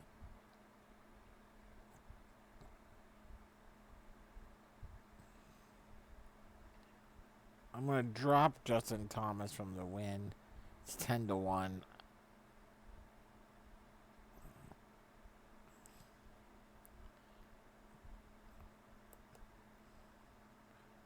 Daniel Berger to win, $10.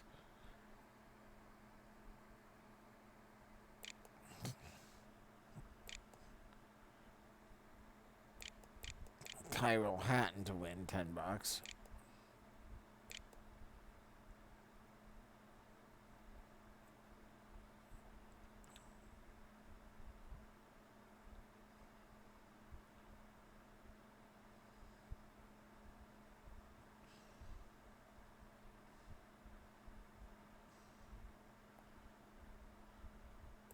Maybe we're just gonna run some small. Let's go 10 for Berger to be in the top 10. 10 for Berger in the top 5. 10 for Berger to win it.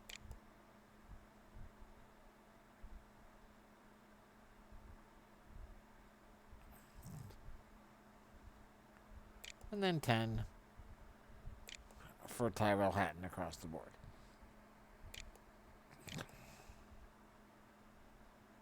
That's what we'll do. So that gives us a pretty... Take the long shot in Homa. A little bit of backup with him in the top 20. Go with Colin with Morikawa to finish top 20. Tyrell Hatton, top 20. Go with the Berger, top 10, top 5, and to win for 10, 10, 10. Tyrell Hatton, top 10, top 5, and to win 10, 10, 10. So that's $120 wrist. Obviously, if any of those guys win it, we're flush. If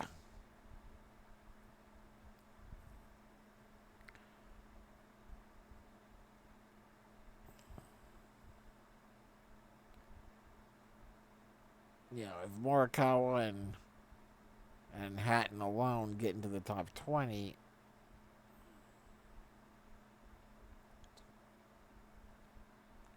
that brings us back $80-some of our wager, and then we would need Berger if Berger could do anything good. I think that's pretty good coverage. Let's go with that.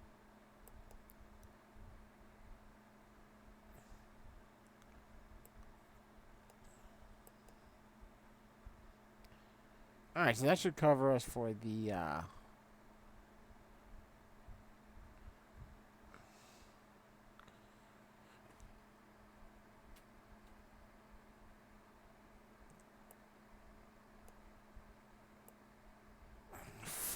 golf tournament for our bets and our fantasy. And then let's see. Well, tomorrow we've got obviously the start of basketball. Now it kicks off at 6:30 tomorrow with 2 games.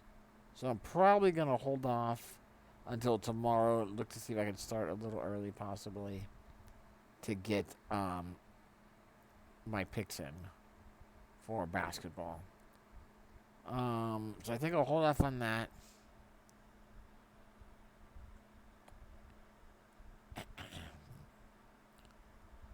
Then, let's see.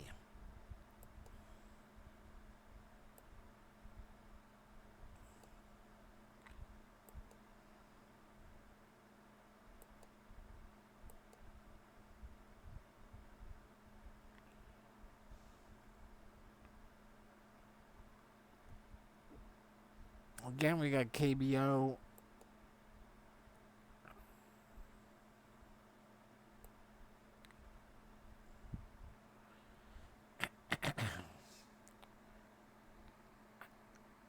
Where we stand right now with KBO is we're just sticking with the $3 bets, I think.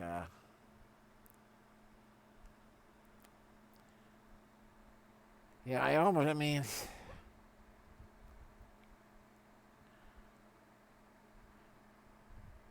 yeah, I don't want to give up on it. We've had success with it. We've done well with the KBO, but the it seems like they're really limiting the options for tournaments. Is it even worth it still? I don't know.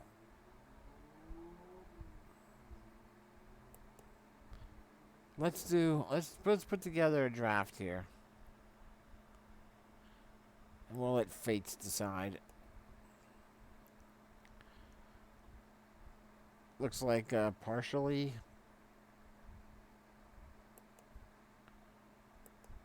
sunny weather throughout.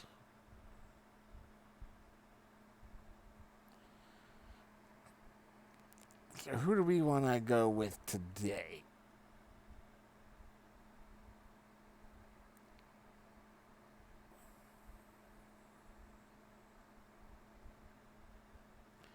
Hard not to go with Rusinski. 9,900. That's a pretty decent price too.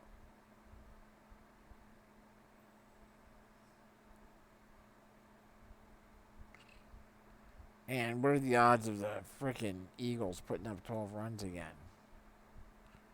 Can't be good. Let's take a look at Troy.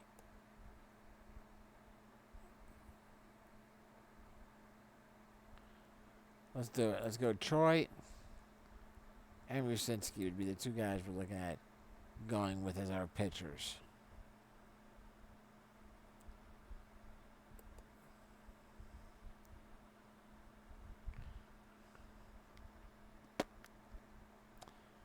What do we got here?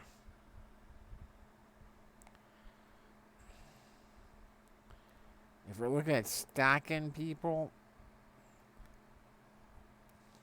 gotta look at the old dinos there again, right? You gotta look at the dinos.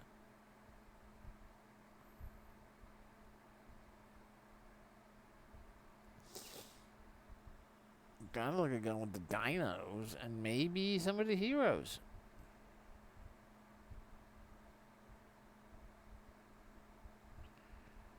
Let's see what we got. Let's take a look at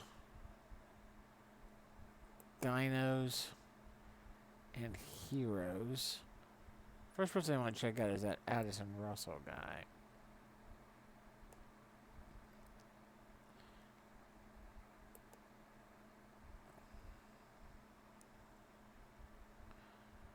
He's still slated to be playing and starting.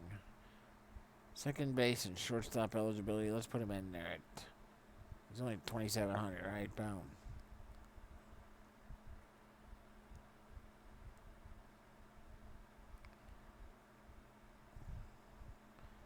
$4,300.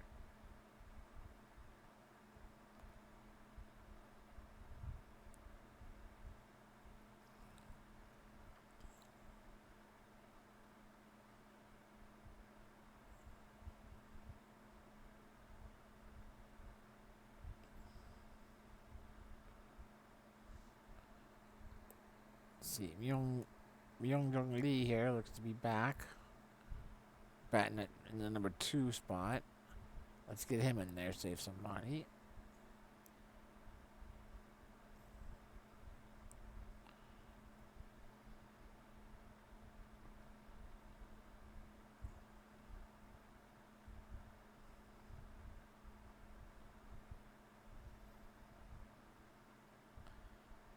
We could go Sukman Park.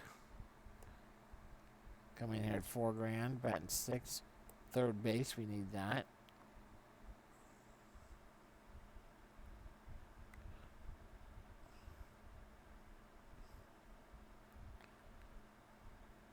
Could look at Byung Ho Park.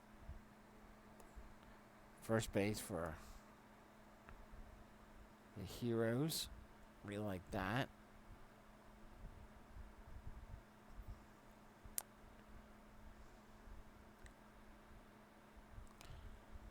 Now there's 4 positions left. Catcher, shortstop, and the 2 outfielders. You know, Kim would be a guy you'd love to get in here batting for the Heroes. And then there's Sung Bum Na.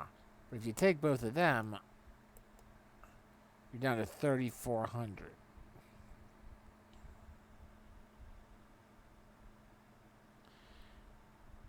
If we take a look at the catchers,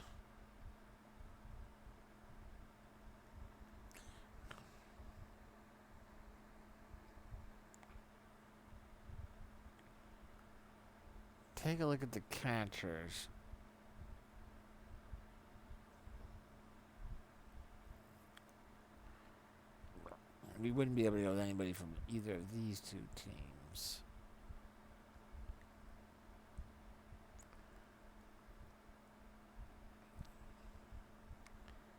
But we could try and go Money Saver, even though we're going with Troy. We could go with Troy versus Troy. Jae-hoon Choi. 2,900. It's either him or Juntae Kim for the Giants.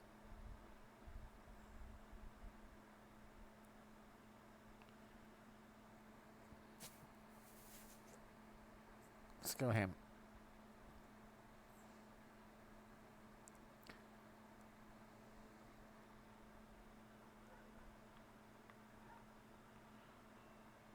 Which leaves us 3,900 in the outfield. We could go Chang Jin Lee for the Tigers against the Wiz. Bat and lead off.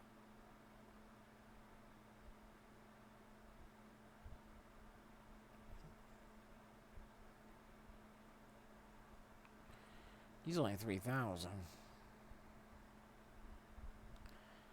Chang Jin Lee.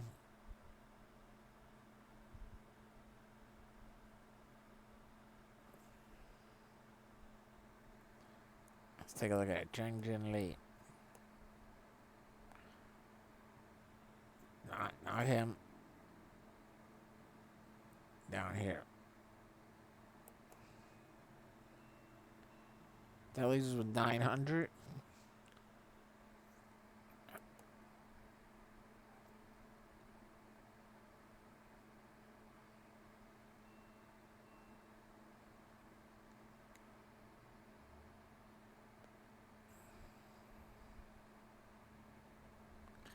All right, we're gonna roll with that, and we'll see what happens. If something occurs here where everything winds up getting rained out, then we may wind up dropping Korean baseball down to quarters and whatnot. We'll see.